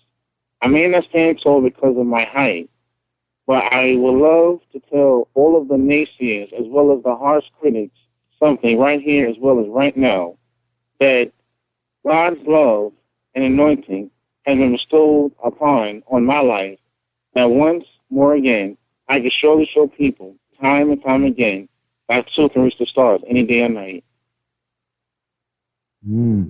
Love it, man. That was awesome. Nomad. Wow. All right, man. We ready to talk about your book, man. One True Greatness. Now, can we find poetry in this book, or you keep that separate? Well, actually, it's a combination of poetry and short stories, because just to let the readers know what the book is about. What the Testimony of Greatness is about, Mr. Ross, it's actually a book that's actually dedicated to people who've actually gone through some triumphs in their life and still need a way out of it. And we see what's going on now, with the protesting and the economy and stuff that people just don't have no clue about what's going on. And I really wanted to let the listeners know out there that God is still in the midst about everything, but you really have to trust him, because when it's all said and done, he's the one that we're going to need towards the end, because we're living in the dangerous times, Mr. Ross, and everywhere you look around, you see this person getting killed, you see beheadings, you see sickness that doctors don't even have no cure for. And I just really felt that the Testimony Once True Greatness is actually the theme and the anthem of today's times, because the people are tired of the do's and the don'ts. They're tired of the wants and the wants. They're also tired of the talking without any action. And they're looking for game changers. They're looking for solutions. They're looking for somebody or someone that can really let them know that, you've been in the darkness too long. That's time to come into the light, because we're still in the wilderness of depression, aggravation, whatever the case may be. And, it's just time for us to start, reaching towards 11, which God, wants us to be in. And I really believe that this book, which I've written, is so important, because, it really, really deals with things that people don't even know how to overcome. But once they get a chance to read the story, they say, you know what? What Philip was talking about in this book is really, really resonating with me. It's really letting me know that there is hope for me. I can achieve. I can overcome. So, some Mr. Ross, here's one important thing, too. I love Steve Harvey, and I watch him a lot. And he has said something interesting, which continues to resonate in my spirit. He said that you really, really cannot have a testimony without having a test. And you have to go, and I always say this to a lot of people, you have to go through the pain to get to the healing. It's a process. It's true. It's true. It's deep, man. Now, before, what made you decide on this title? I know a lot of times people come up with several titles before they decide this is the one. What made you decide on this title? Greatness. Well, when I was at my computer, writing, the Lord had wanted me to come up with this title because, as I was saying earlier about how you have to have a test or to have a testimony. And, Mr. Ross, I'm sure you've seen a lot of stuff that go on, not only in your neighborhood, but around the world, about how people is really going through some stuff. If they're not going through molestation, if they're not going through the drugs, the abuse, the abandonment, you're going through something. And, and one thing a friend of mine was telling me, Mr. Mike Foster, give a shout out to him. He had said that when you're going through something, you don't stay there. And that's the key word, going through. You come out of it. That's right. That's true. Now, Philip, do you work full time? No, the economy is so bad. So I'm just, just doing what I'm doing, is writing books. Yeah, just working on your own business, right? Now, you're the owner. Yeah. You're the primary owner of Infinity Publishing Company, correct? Well, actually, that's the company in which helped me do this book. Because when you're writing books, man, you really have to look for a self-publishing company that's really, really going to see the vision as you see it. Like, you don't want to get with a company that's going to take advantage of you and try to take that doesn't belong to them. So you really have to be careful about some of the publishing companies which you come in contact with. That's why I do research. I never sign with anybody. Now, listen, I go to YouTube to look them out, or I go to Google to see, what they have to offer me. So important to do research. Oh, okay. So Infinity actually assists self-publishers with their projects? Is that what they do? Yes. Okay. Yes, and one thing I love about Infinity is that, they do all of their books in-house. It's not printed out house. And they have, I think they're the first one, the leading self-publishing companies that actually have all of the material that's done digital. Oh, cool. Now, and nowadays, what's that? I'm sorry. Now, you said your book is available in ebook now. Now, the price of your book is a little steep there. I've seen some places where it's being priced around $37, $39, if someone's trying to sell it for you, and then they had it priced at one time at $39.56 as a paperback. How much could a person get your book for as a ebook? Okay, well, for ebook, the ebook is actually me and my company has set the price. So the ebook is actually $9.95, so about $10.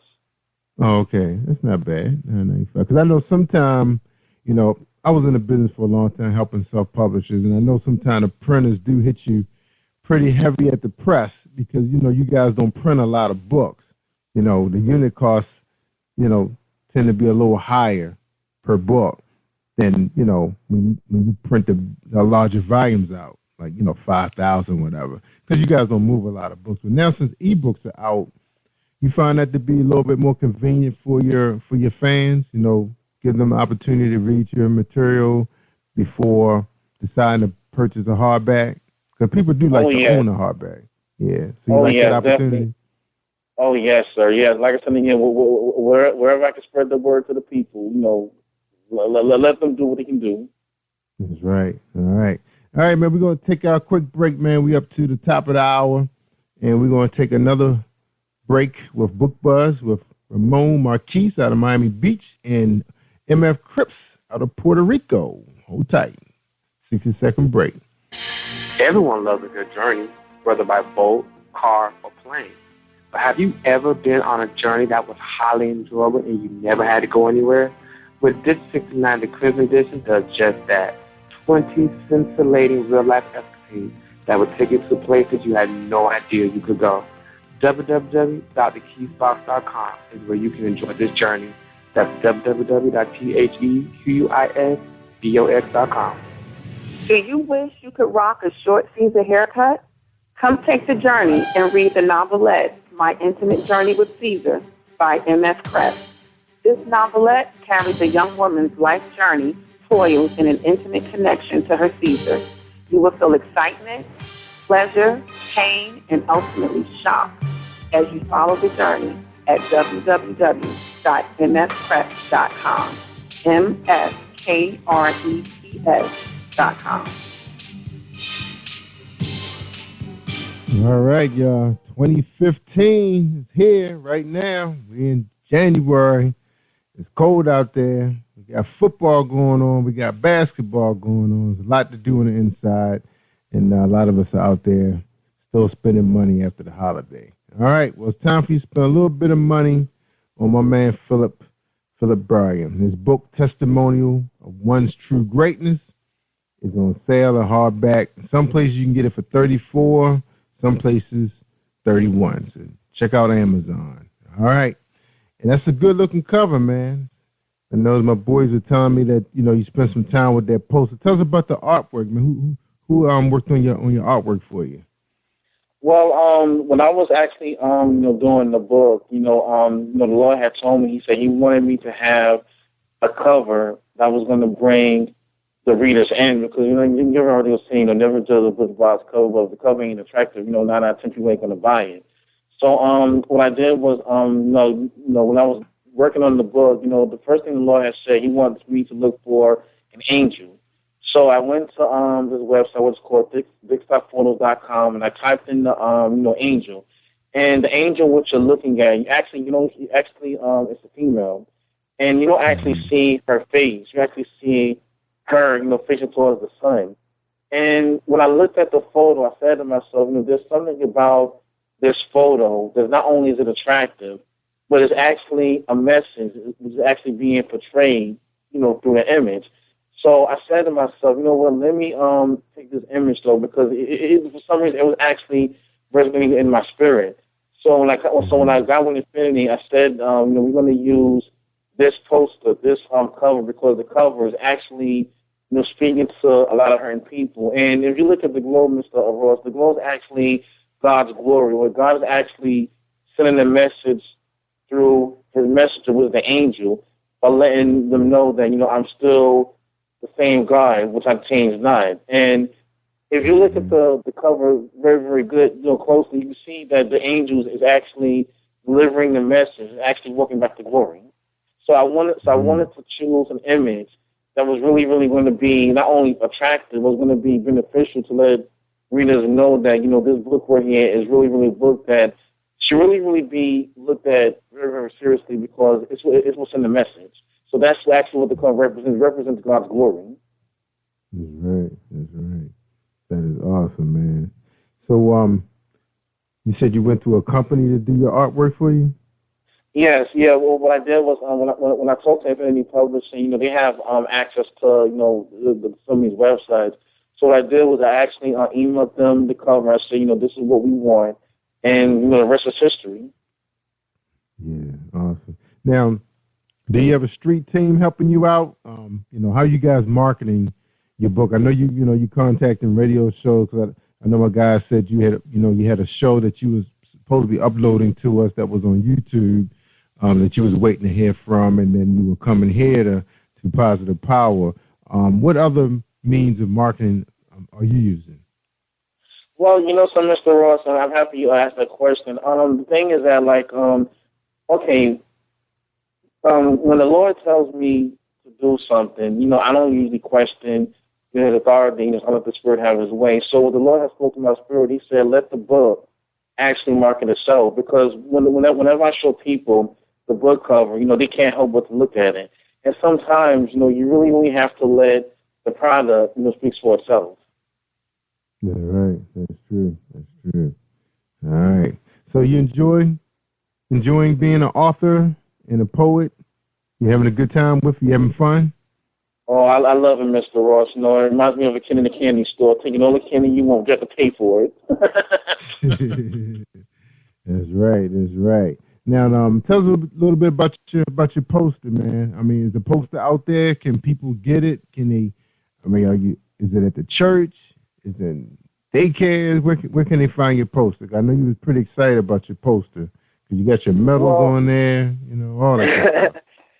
Yeah, well, like I said again, the poster can actually be found on my Facebook page and also on my Twitter page. So some of the social networks I'm on. That's mainly it.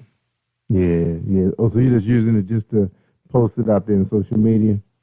Social media, Mr. Ross, because I remember back in the day, in order for your product to get out, man, before the internet was ever existed, you had radio, you had newspaper, and you had people on the street. And now since we live in the world of modern technology, I mean, you can put a hit song out there, people know just by going on the internet and looking it up. So it shows you that we went from the Flintstones age to the Jetsons age. That's right. Now, people can find you a lot of places on the internet. Can you give us some of them where they can find you and, find your bio? We already know you're at Amazon, but can they find you at other places like Barnes & Noble? Something like that? Yes, matter of fact, I am on Barnes & Nobles. I'm also on Books A Million, and I'm also on this other website. I think they're located in Canada somewhere. I think it's called. I'm not quite familiar with the name of my head, but I know it's over in Canada. Okay. All right. So the Canadians got an opportunity to grab your book. Now your book is almost 300 pages. And you said it's filled with short stories and testimonies. Now, you mind sharing one of the testimonies in the book or a short story? Some pieces of it? Okay, matter of fact, I have one, and this is dedicated to my my grandmother, who I miss dearly. She made the transition too. So, if I can pull it up real quick. And her name was Rosie Howard. Mm. There's something about grandmothers, Mr. Ross, man. You can sit in front of him and listen and hear him tell stories, and it makes you don't want to leave. Yeah, my grandmother, she don't keep us on the phone that long. you gotta go see her to get a good story out of her. She's a woman of not too many words.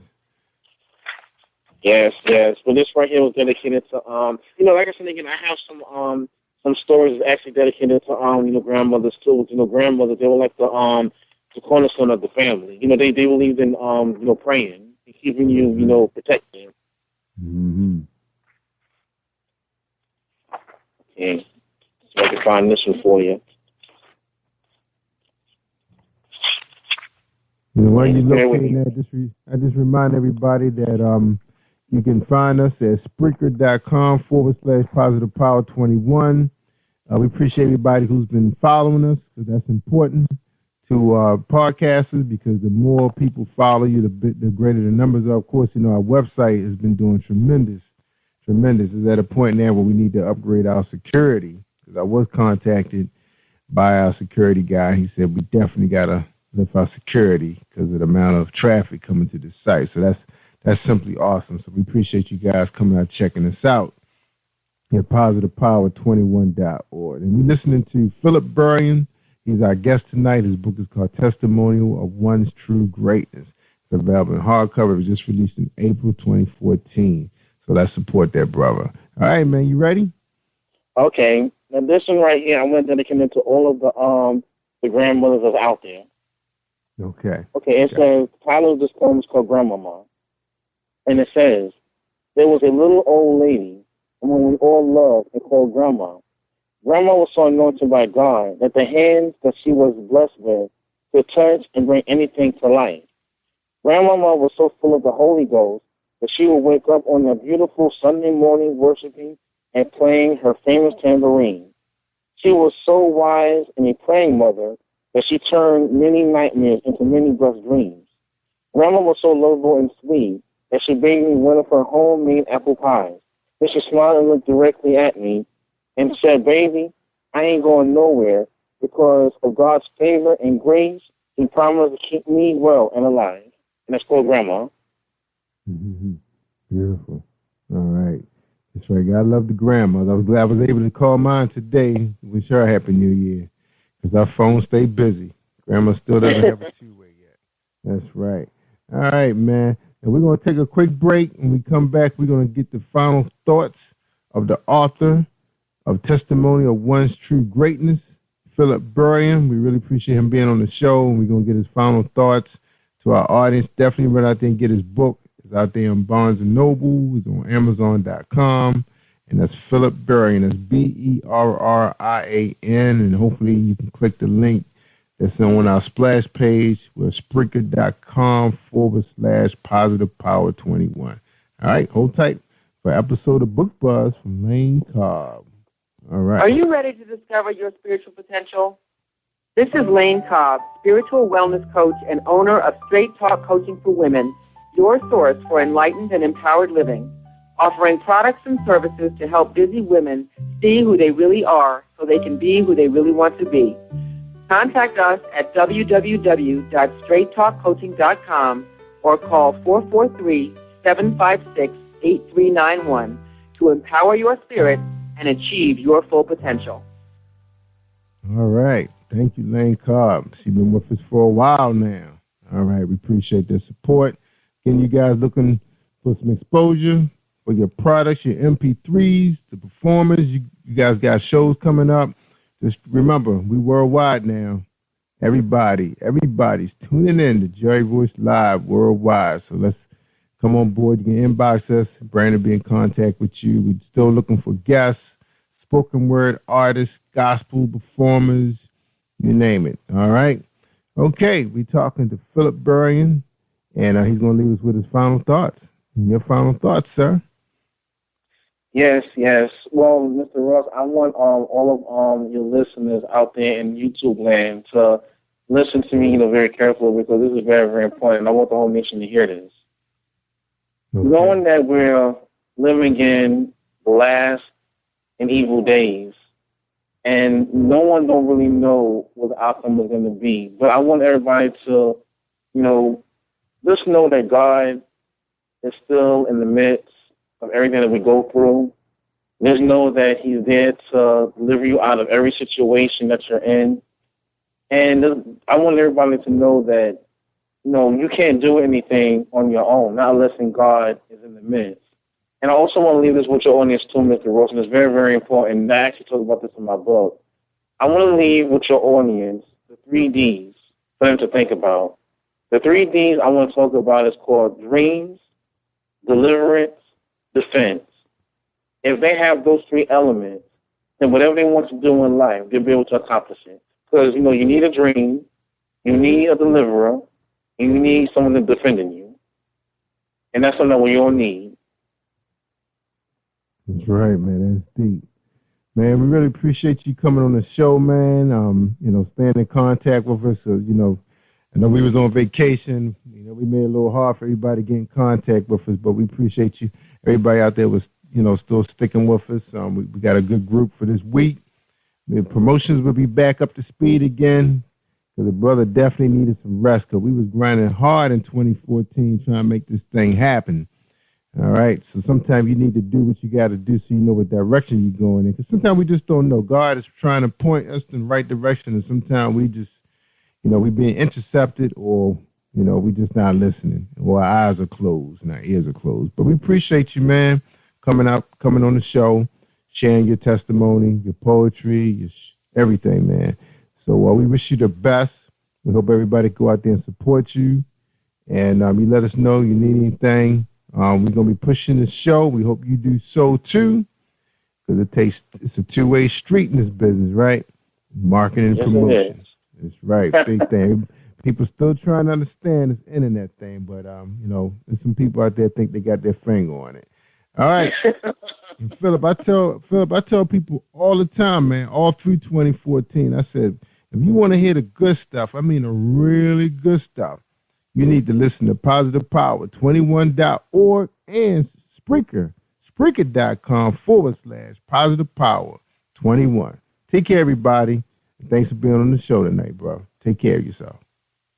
Bye-bye. Thank you for tuning in to Jerry Royce Live on PositivePower21.org and Spreaker.com/Positive Power 21.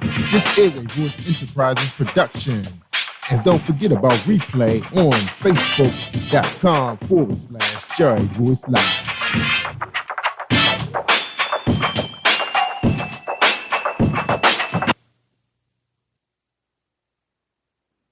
Hi, this is Angel Sessions.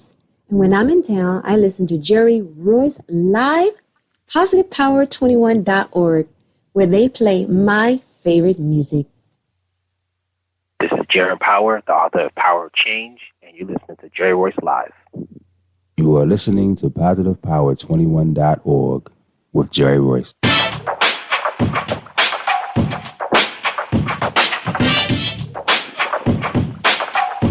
What up? It's your boy Kano Kingston. Hi, this is Angel Sessions. Hey, this is Pat. Hi, I'm Teresa Powell. Hi, Jerry. This is Iowa Sandra Carter. Hi, this is Phil Powers. Hello, this is Teresa Bobby with Jerry Royce Live. Hi, I'm Philip Byrne. I'm live on the Jerry Royce Show. Hey, what it do? Boy, who's to say? Peace, this is Dahlia the poet, spoken word artist. Hello, this is Lamar Marquise with Jerry Royce Live. All right, everyone. You got Robin Lynn, and I'm keeping it live right now on Jerry Royce Live. Hey, what's going on, everybody? What's up? This is award-winning podcast with the greatest podcast on earth. Thank you for stopping by. I'm your host, Jerry Royce Live Worldwide on Internet Radio, where you get your positive on. So when it's all positive, it's all power. That's Positive Power. This is a worldwide podcast for growth, wealth, and success. Thank you.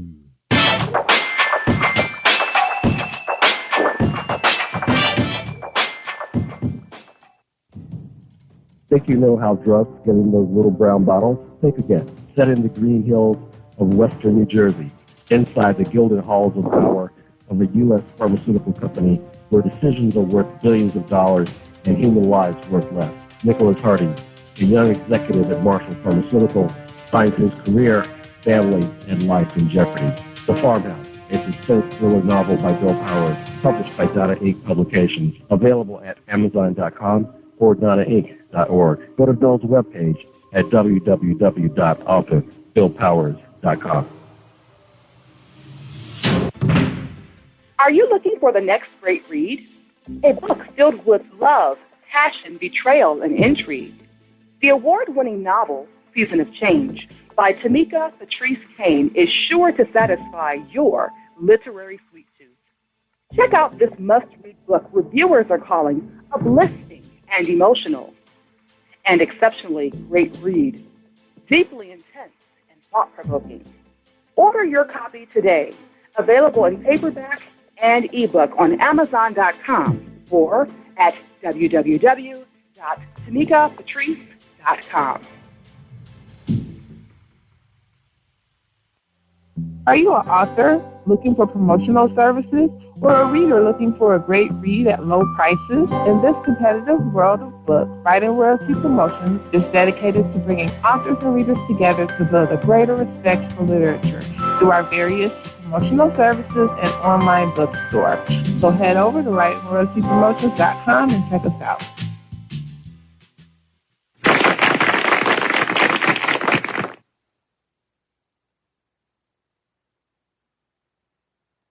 Thank you, everybody, for joining us, and welcome to PositivePower21.org. I am Jerry Royce Live. All right, tonight, Book Buzz sponsor for this big show tonight is Darlene Rucker Williams. That's right, Darlene's been a big sponsor, and we really appreciate her. So let's listen to this presentation from Darlene Rucker Williams. give to a person who has everything? Hi, I'm Darlene Rucker-Williams, and I am the owner of Stylish and Stellar Gifts by Dar.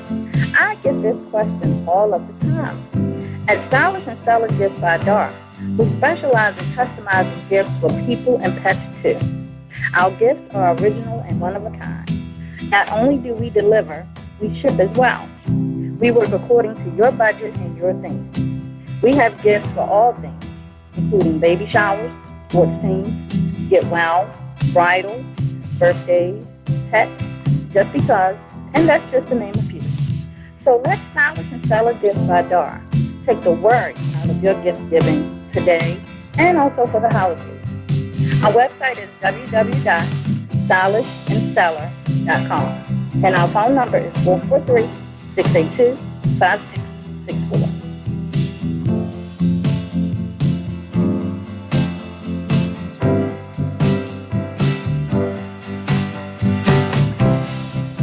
All right, that's Darlene Rucker-Williams with stylishandstellargifts.com. Check out.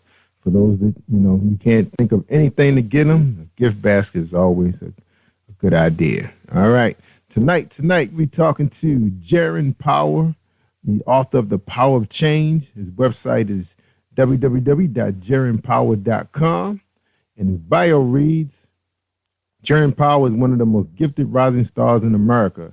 He comes from very humble beginnings. Jaron today is a successful inspirational speaker, life coach, ordained minister, and IT consultant. He believes his purpose in life is to identify problematic situations and provide life-changing solutions to all in need. His life is firmly grounded on the Word of God and the philosophy that when preparation meets opportunity, success is inevitable. Jaron, whose life mission is to provide practical tools for living an extraordinary, godly, and productive lifestyle, is also a loving husband who holds his beautiful wife and children in high regard. His family is one of the driving forces to achieve success in everything he does. To understand change, we must seek after the things that will help us to change. In life, we often want to do better, but we don't know how to do better. The way we get to the better is to understand change. In this book, you will discover principles and basic applications to produce change in your life. You will learn that to get to your desired results, direction is needed. This book will help you remove the clutter from your life and allow you to realize the importance of change so you can be productive and start living life to the fullest. A life free of the things that restrict and bind us. Are you ready for the power of change? Ladies and gentlemen, I bring you Jaron Power, author of The Power of Change. Welcome to the show, sir. Thanks for having me on. Thanks, man. Appreciate it. You're welcome, Jaron. And the first question, man, is who is Jaron Power? Wow, that is a loaded question. See, I'm actually a kid from Brooklyn, New York. I'm first generation American. My family's from Trinidad and Tobago. When I was younger, I moved from the East Coast to the West Coast, which is why I ended up in California, and I've pretty much been here ever since. So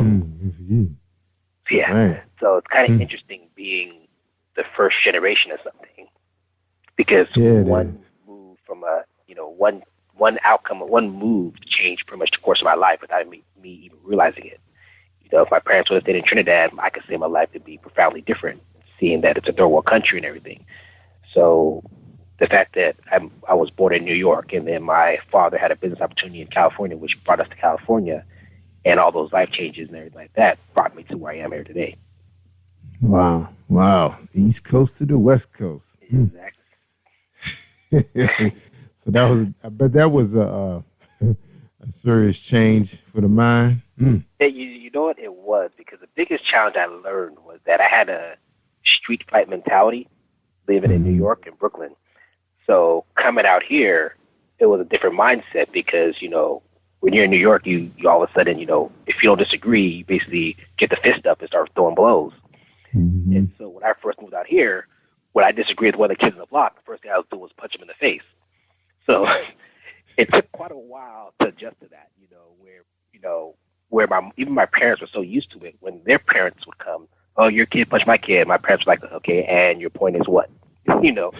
So, been in that mindset, I had to learn to like grow out of that and change different mindsets and different ways and understanding the environment I'm in now, and then growing into that environment, and then basically not being a product of the environment, but allowing the environment to somewhat shape and mold me to a degree.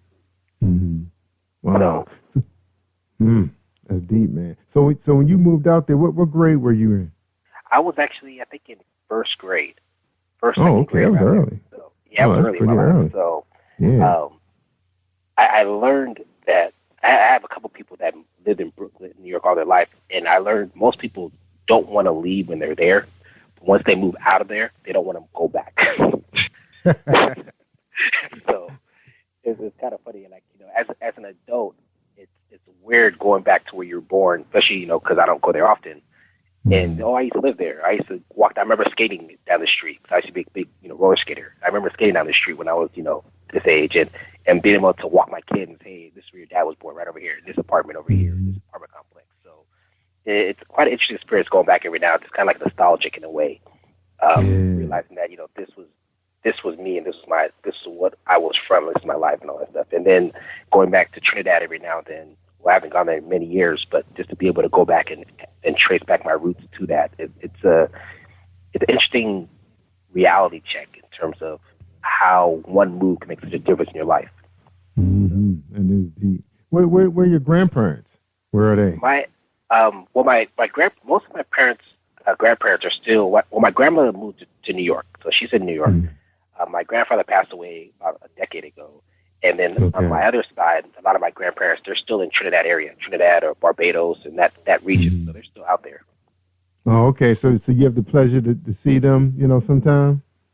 You know what? I see them every couple of years. I don't make much of a trip often to go out to Trinidad. Usually I have more family members that go than I do. More so just, time and effortness and just kind of losing touch a little. So, mainly because I'm more closer to my mom's side than my dad's side, and most of my mom's side is in New York. So, going back to Trinidad, I'm now getting the aspect of, okay, I need to go back there to see my dad's side more. So, yeah, I know, man. The island life, man. Gotta love it. Yeah. It's a trip. I still remember when I was young, my mom left me in Trinidad for a year. Oh, really? So, yeah, it was actually a trip. I didn't even know she would leave me. She just kind of left me. I actually remember it. I was like, where are you going? She said, I'd be right back. And I ended up living there for a year. So when I came back to the States, I had this strong accent. And no one would talk to me because they couldn't understand my accent. Wow. And so they were like, I'm right here. And they would talk to my mom all the time. I'm like, you can ask me, right? And so it was kind of interesting. How old were you then when that happened? I was around the same age, around 5 or so. 5, 6. Yeah, There's certain things you remember when you're a kid, and that's one of the things I remember.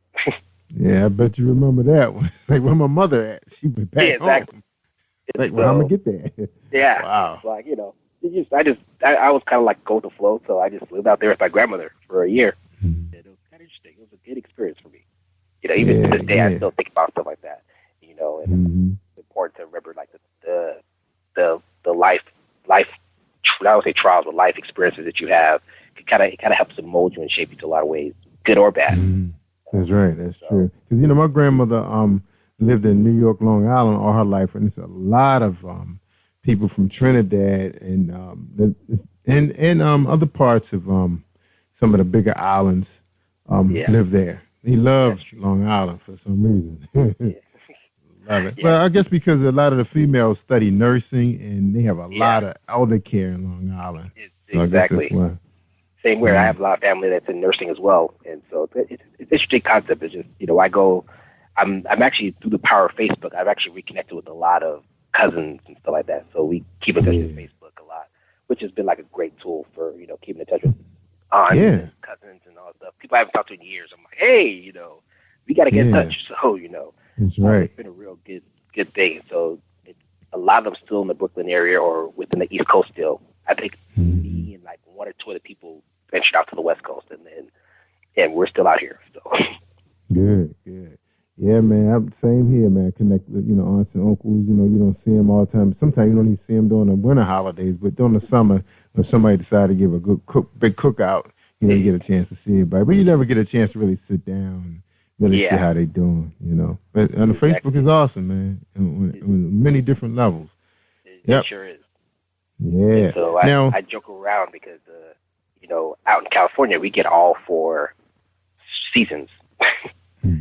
Compared to New York, it's like cold and it's snowing, and I'm like, wow, it's nice and sunny out here. I don't know what to tell you guys. So I know. Tell me about it. All right, now you went to school in California. What part of California you said you're living in? I live in the San Francisco Bay Area. Okay. So is that where you guys grew up at? Is that where you grew up at? Yeah, pretty much. I grew up in San Jose, which is about 35, 40 minutes from San Francisco. Mm-hmm. And then, yes, I've been there. I was there pretty much most of my life, and then I moved out like about half hour from San Jose area. So, if you're familiar with the new Snyder Stadium, I used to live about like within 10 minutes from there. Oh, okay. So, and how about siblings? You have siblings? Yeah, I have a brother that's about an older brother. One lives in California as well, and I have another older brother who lives in Trinidad still. Oh, wow. So he went home. He went back. He's always been there. He never left. Oh, really? Oh, okay. Yeah. So what happened? You stayed with your grandparents? Is that what happened? He stayed. Well, he's my half brother, so he stayed with his mom. And then when my father and my mom moved out here, then he stayed there, and then he's been just basically made a life out there. Oh, wow. So that's why I started my brother out in Trinidad. And then it's always challenging for visa issues, so we don't. He has a hard time coming out here. Oh, okay. Well, does he communicate through Facebook as well? We don't talk much through Facebook. We only talk, if we talk, it's mostly on the phone. But we're more like distant brothers. So yeah, I understand. We're like we talk once in a while. So mainly because I was always a little kid when he was growing up. So it's always challenging when you don't have your siblings like close to you every day. You don't really understand the power. And then when I was growing up, there was no Facebook and there was no cell phone. It was just one number, your rotary phone or whatever. Mm-hmm. So we just basically, kept in contact on there when my mom would call. So he's a distant brother who I still think about. Yeah, that's and right, still man. send stuff when we can. We send him stuff when we can because and then we keep contact that way. So. Yeah, awesome, man. Awesome. That's the blood. That's right. Yeah. Now, how was schooling for you in California, man? Like, what was high school like for you?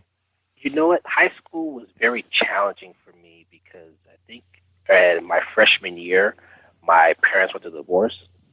Oh, wow. And so literally when I went to my freshman year in high school, my parents went through divorce, my mom met someone else, and then I moved way out in the middle of nowhere. And then I stayed there for a period of time, and then he commuted like 2.5 hours one way a day. So basically like a 5-hour commute he did a day. For your dad? My stepfather at the time.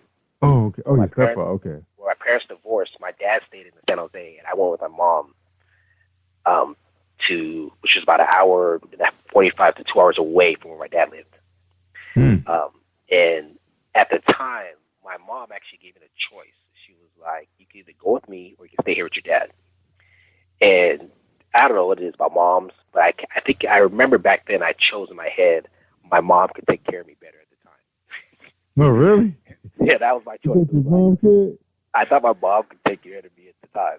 And so that actually caused a rift between me and my father, but, so I moved out there, and then my mom remarried, and then he was commuting like basically 2.5 hours one way a day. So I stayed in one high school for about a year, and then he was like, I'm tired of this commute. I want to move closer. Then I moved to another high school in my sophomore year. So basically by my sophomore year, I was in my third high school. Wow.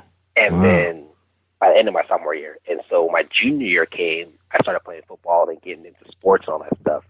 And then my stepfather had a great idea to move to Georgia. And so I was like, I am done moving. I do not want to move no more. You guys can go. I'd rather stay here than move again to across country. So I ended up living with a friend for my junior and senior year with the plan of moving to Georgia at the end of my football season for my senior year because I played football. And I finally made it productive on the team. And so my goal was either to move to Georgia at the end of my football season, which was around Christmas time, or after I graduated. Right. So I actually went to Georgia around the Christmas time, and I was really awestruck with all the beautiful women out in Georgia, being 16, 17 at the time. I'm like, okay, well, there's a beautiful woman out here. I'm going to move out there. And I decided to move out there. However, what happened was I turned on the news one day, and I found out that some kid got shot in the head at a high school, Redmond High School in Georgia. And I asked my mom, what high school am I going to? She said, you be going to Redmond High School. And I said, okay, I'm going right back to California. And so I had to move back to California. I was like, and then it was something about California that kept me here because every time I wanted to go to Georgia, it didn't happen. So I kind of gave up on it. And so I just stayed in California. And then I was never really good in school. I just did enough to get by, which is kind of ironic now considering now I read so much and I'm into books and all that stuff compared to back then. I hated reading. I hated doing schoolwork. And, I don't know if I was rebelling or I didn't care for school or I didn't get it, but it just wasn't into it. So I did enough just to graduate. After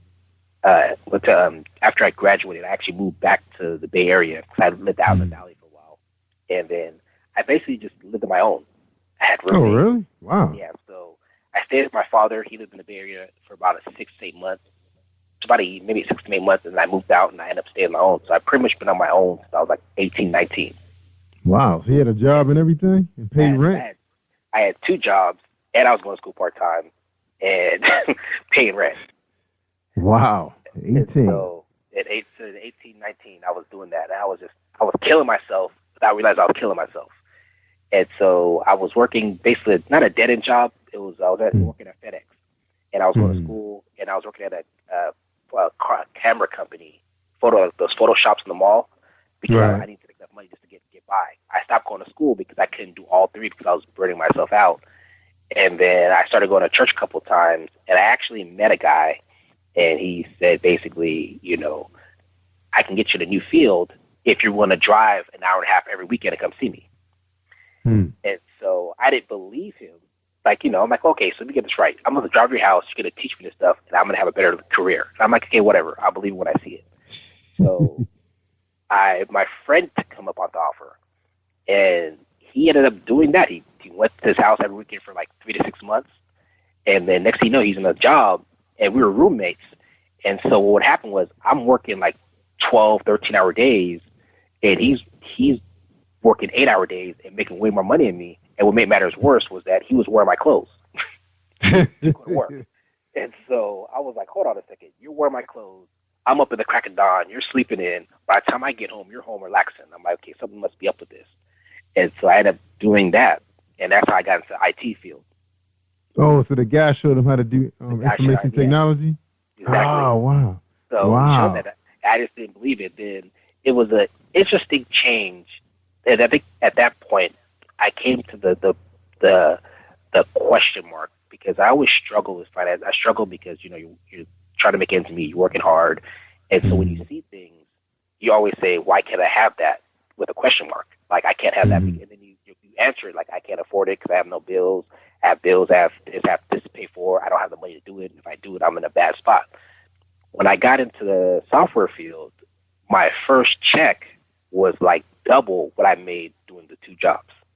And so awesome. When I did my budget, I was like, it didn't compute to me. And so after redoing it, I realized, oh wow, I'm making way more money now than I was doing these 2 jobs. So I ended up quitting the jobs I had, doing this full time, and then my challenge became not to buy everything because I could. Right. That's right. That's right. And so it went from a question mark to exclamation point. So it's like, why can't I have that? And I'm thinking like, why can't I have it? I have the money. So I would go actually buy. I'd be like buying stuff, and then I'd be like, okay, I have to taper myself to like, okay, well, I don't really need that right now. Even though I can buy it, I don't need to buy it. And this is the stuff that I have to learn, I always call myself hard knock life. I had to learn on the go. I didn't know about credit. I didn't know about, the purse of credit. I didn't know about, saving your money. I didn't know about 401k or IRA accounts or stocks or nothing like that because I was never taught this stuff. So I'm just living in the moment, kind of, in a way. But in a moment to where I'm trying to build for the future, but still not know what that future is. So I'm living in the moment, but building for a future. I have no idea what I'm building for. And so that was my challenge I had to do, all the while knowing that, okay, well, one of the things the guy taught me was know the system.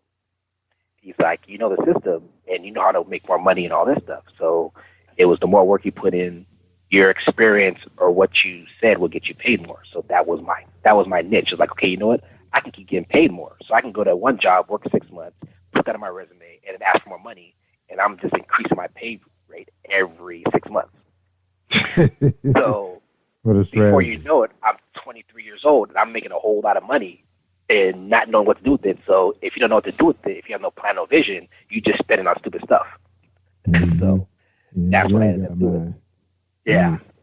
You know, but I never had no one to sit me down and say, you know what, this is a good idea to do. This is what you should do, because everybody I ran around with was in the same boat as me. That's right. That's right. So you guys are IT software. So you guys are y'all more like software design or programmers? It just mine at the time. Mine's dependent on what I needed to do. So I just conformed to the job I needed. I didn't put my all into it. To later on, I said, okay, I want to do this. I started off in quality assurance, and then I was like, from there I can go to automation and programming, or I can learn enough programming for the particular project I needed. So then from there, I would just grow on that. If I needed to learn this project, I would go there. And this was around the time about the .com bubble. I don't know if you're familiar with that. And so I was in the midst of that. So everybody was making money in the Silicon Valley because it was a .com, and everybody was making fake companies and just a lot of companies. So just the pick of the litter. And then when that crashed, I had to kind of relearn myself. Like, okay, what do I do now? And around the same time, like I think like a couple years into it, I got married to someone. I got saved. The marriage went bad, and I had a divorce. So it was a lot of different dynamics going on with me at certain times at that time of life. It was like, you know, you think you know who you are, and you really don't. And and you just go through the motions of day-to-day living, kind of like you're almost like the Walking Dead. You know, you basically walk around, you eat, you don't even sleep, you just eat, you repeat, eat, like rinse, wash, and repeat. Do that over and over again. So that was my life for a good portion of time, because I didn't know about credit. I didn't know about nothing, but if I wanted that, I just worked to get it, and that was it. All right, and we're talking to Jaron Power, author of Power to Change. This is going to be a good lead into our second segment when we get into his book, The Power of Change. And before we get in your book, after this break, we're going to ask you, we're going to, you know, pretty much we've been on your website, and we see your beautiful family, and I guess all that hard work paid off, because it's a good-looking family, man. So when we get back, we're going to talk about that as well, okay? All right, y'all, hold tight for a 60-second break with Dominique Wilkins and Lisa Sadler. Are you experiencing a stage of life trauma, an everyday life experience that may distract you or shake your faith? My good books are short stories written on everyday topics like jealous friends or an abusive parent, written with an underlying message directing your thoughts to a positive and spiritual place. My good book strives to provide a positive influence for real people with real life struggles seeking hope, inspiration, and a perspective that will change how you handle your own life's journey. Read my good books to enjoy a positive and spiritual message today. Then share it with someone else who needs it. Are you an author looking for promotional services or a reader looking for a great read at low prices? In this competitive world of books, Writing Royalty Promotions is dedicated to bringing authors and readers together to build a greater respect for literature through our various promotional services and online bookstore. So head over to WritingRoyaltyPromotions.com and check us out. All right. We're talking to Jaron Power, author of Power of Change. And his a review in his book by Alcina Morello say this book is a well-written compilation of scripture focusing on motivation, perseverance, and vision laid out in a simple, easy-to-follow format that delivers a game plan of realizing the purpose God has for your life. Mr. Power is clearly anointed to deliver this simple but complete guide to living an extraordinary, godly, and productive lifestyle. I could hardly put it down. That's by Alcina Morello. All right, man. We was on your website. We saw how beautiful your family. So, what, you have a girl and a boy? I have a girl and a boy, and we have me and my wife have 2 older kids as well. All right. We're kind of a blended family.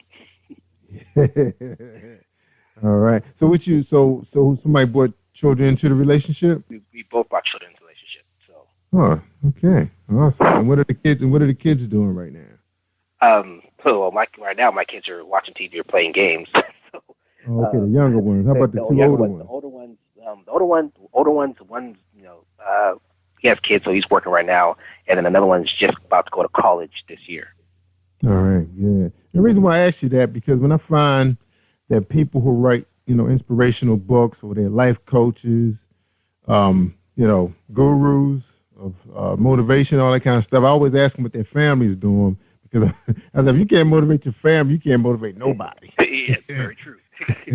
That's right. So, want to hear the success of the family. Yeah, and the thing is, I think when you think of the family, I think it's important, especially for parents, that we learn to drop seeds in our kids, so that they aspire to do something greater in life, and that they push something to see more than that. As I remember my younger son, he's a smart kid. I don't know how he got so smart, but he's extremely smart, straight A student, and he comes with me a lot of ideas all the time. And this was a couple of years ago. I said to him, he wants to make this kind of like motion, virtual reality kind of thing, where you can play video games, virtual reality style. And he was like, but the technology's not out yet. And I was like, well, if you keep writing the stuff down and put it in place, it will come out by the time you're in college. And he was probably about 10 at the time. And he was like, okay. I said, so this is what I want you to do. We got him a notebook, and I said, write everything you want to do in the future so I can come back to it later on. So he got his notebook when he was a kid, and he started writing stuff down. And I said, what you want to do is you want to go to college like MIT or Cal Berkeley that do tech stuff that you want to do. Georgia Tech. So, yeah, all these colleges that do technology that in the field that you want to do. So now he's talking about MIT and these other things. He's going to a charter school right now, just so he can get the grades. He can get the grades and all that stuff, just to be able to go to colleges that he wants to go to. That's right. That's how they do it. Yeah, I had a conversation one day, and it kind of tripped me out because the school is it's long hours, a lot of homework. And I asked him if he wanted to change schools, and he was like, "Nah, I go there for the learning aspect of it." So, I was like, if it was me, I'd have been like, "I'm out, cool," But he's smart. He is smart, man. He knows. Right. If he can handle that challenge, man, nothing, nothing he can't handle. That's how I look at college too, man. College was extremely hard. And so when people give me projects now, I said, man, nothing compared to college, man.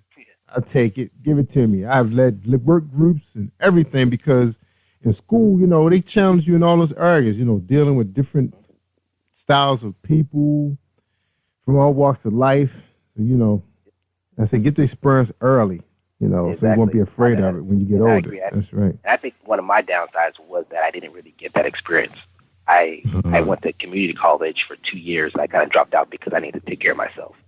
And so it's one of those, I don't say regret, but it was like one of those dual buttons. I would love to go to university and be able to live that life and just to be able to, go through that stage. But, everything works for a reason. So, you can do it, man. I push college on my kids hard. Yeah, you could do it. Sure. Man, my wife and I, we had 2 babies. Well, we had the one at first, and one was on the way when I went back to school to get my 4-year degree, and I had fun, man. I met up with some people who was in the same field I was in. They had family challenges as well, but we made it work, man. We went out, 2 days a week. We exercised. We played basketball. Because it was like some girls and guys. It was like half and half. I had 1 male buddy and 2 female buddies, and we made it work, man. We had a ball, man. So we didn't have no football team to cheer for at the school, but we had a ball though, man. We was right in the heart of downtown Baltimore, and we made it work. Yeah, we made it work, man. All right, so we talking to Jerrin Powell. He's the author of The Power of Change, man. So what made you write this book, man? What gave you the know-how to I'd be lying and say, I got this idea. I really did. I had a lot. God really told me to write this book. I didn't write it because I wanted to. Honestly, my English vocabulary wasn't always the best. So it was one of those things where when I gave my life to Christ and started, my biggest thing was always, who am I? And I realized, and when God started showing me my life, I realized that I was the one that was people always coming to for advice, it was kind of ironic, but it was funny too. I was like, why are you coming to me for advice? And so as I started to learn who I was, he really put it on my heart to write this book. My challenge was when he told me, it took me 2 years to write it because I didn't believe in myself. Oh, right. Wow. So, but at the same time, it kept stirring in me. So I had the format down. I had the topics. I had the subjects. I had all that stuff written down in my head and how I would write the book. However, I just didn't believe myself to do it. So 2 years in was when my friend was like, look, dude, you need to write this book. And so after that check, then I started writing that book. And I made it real. It's really a combination of my life, but I use my life as a foundation to give tips and tools because I learned most of the time I talk to people and I give like instruction or mentoring or anything to that degree.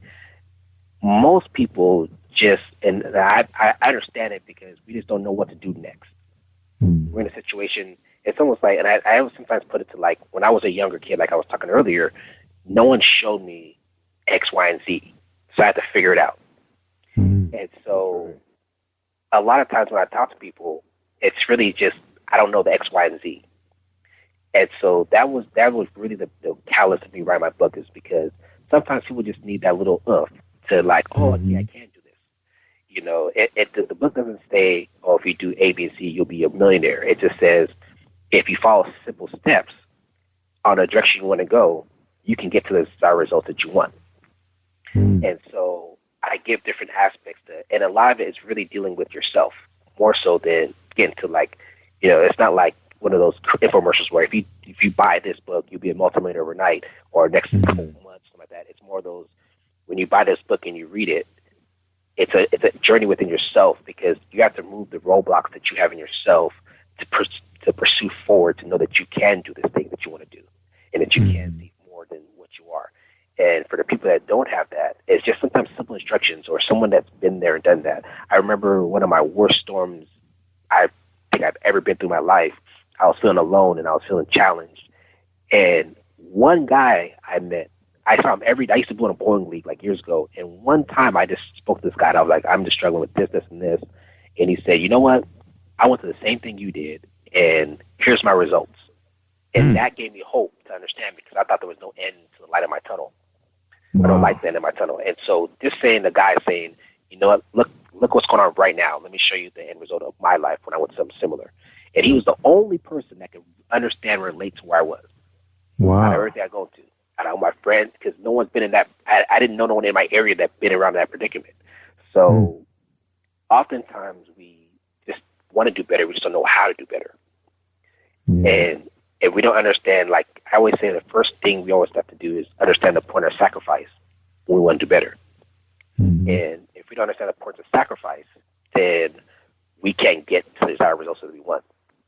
That's right. I was having my cousin was telling me one time we were talking about business. He said too many people want CEO dollars and janitor hours. So, you know, and so I understand you have to put it into work, and oftentimes it's just the desire. If you want it bad enough, you have to change a lot of things around you. And oftentimes when you find your vision, you find your purpose, you'll naturally start to drop things off because you realize, okay, this ain't benefiting me. That ain't benefiting me. This doesn't benefit me. I need to push it away. And the transition to that is, it's not that it's hard. It's challenging. But when you push past that initial detox challenging period, then you get to that area that you see, okay, I'm glad I got that started this because it caused me to focus more.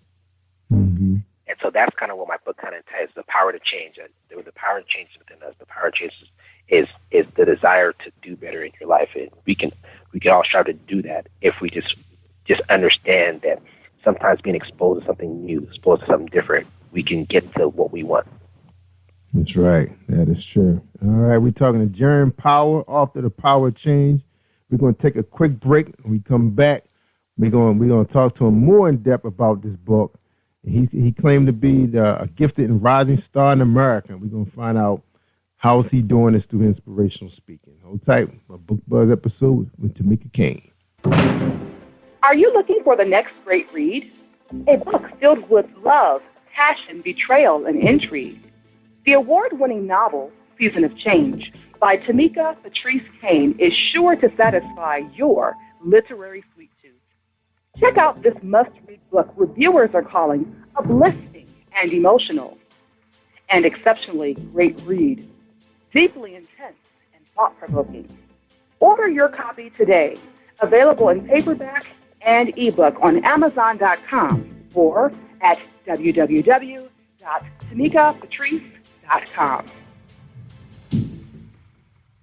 All right. That's an episode of Book Buzz. You got to get one so people find out about you. That's right. Now streaming soon on FM Dial in Chicago. Our talk show will be live coming soon. All right. We're talking to Jaron Powell, author of Power to Change.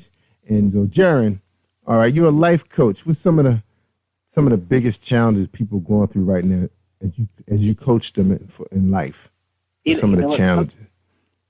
The biggest challenge I think people face is the desire to change. They want to change, they just don't want to change. And so because of that, that's the biggest challenge I see. Like this year, I started working out, like consistently 4 times a week. And the workout is really intense and really hard. I think the first 2 weeks, I was crying to Jesus. I thought I saw him 3 times because my trainer was pushing me so hard, and my body wasn't accustomed to it. Afterwards, my body was sore and it was hurting, and I was like, dude, this is not worth it to me. I was kind of like, this isn't really worth it to me. But I stuck through it. And after I got past the soreness, then I started working out consistently, and then I started to get through the training process a lot easier. As I was getting through the training process, I realized, okay, you know what? To help me get better, I need to drink more water. Okay, to help me get better, I need to stop eating this kind of food. To help me get to a better result in shape, I need to stop doing this, this, and this. And that was the challenging part for me. And a lot of times people have that part. It's the sacrifice to getting rid of things that are not healthy for you, to eat the things that are healthy for you, to grow and produce forward.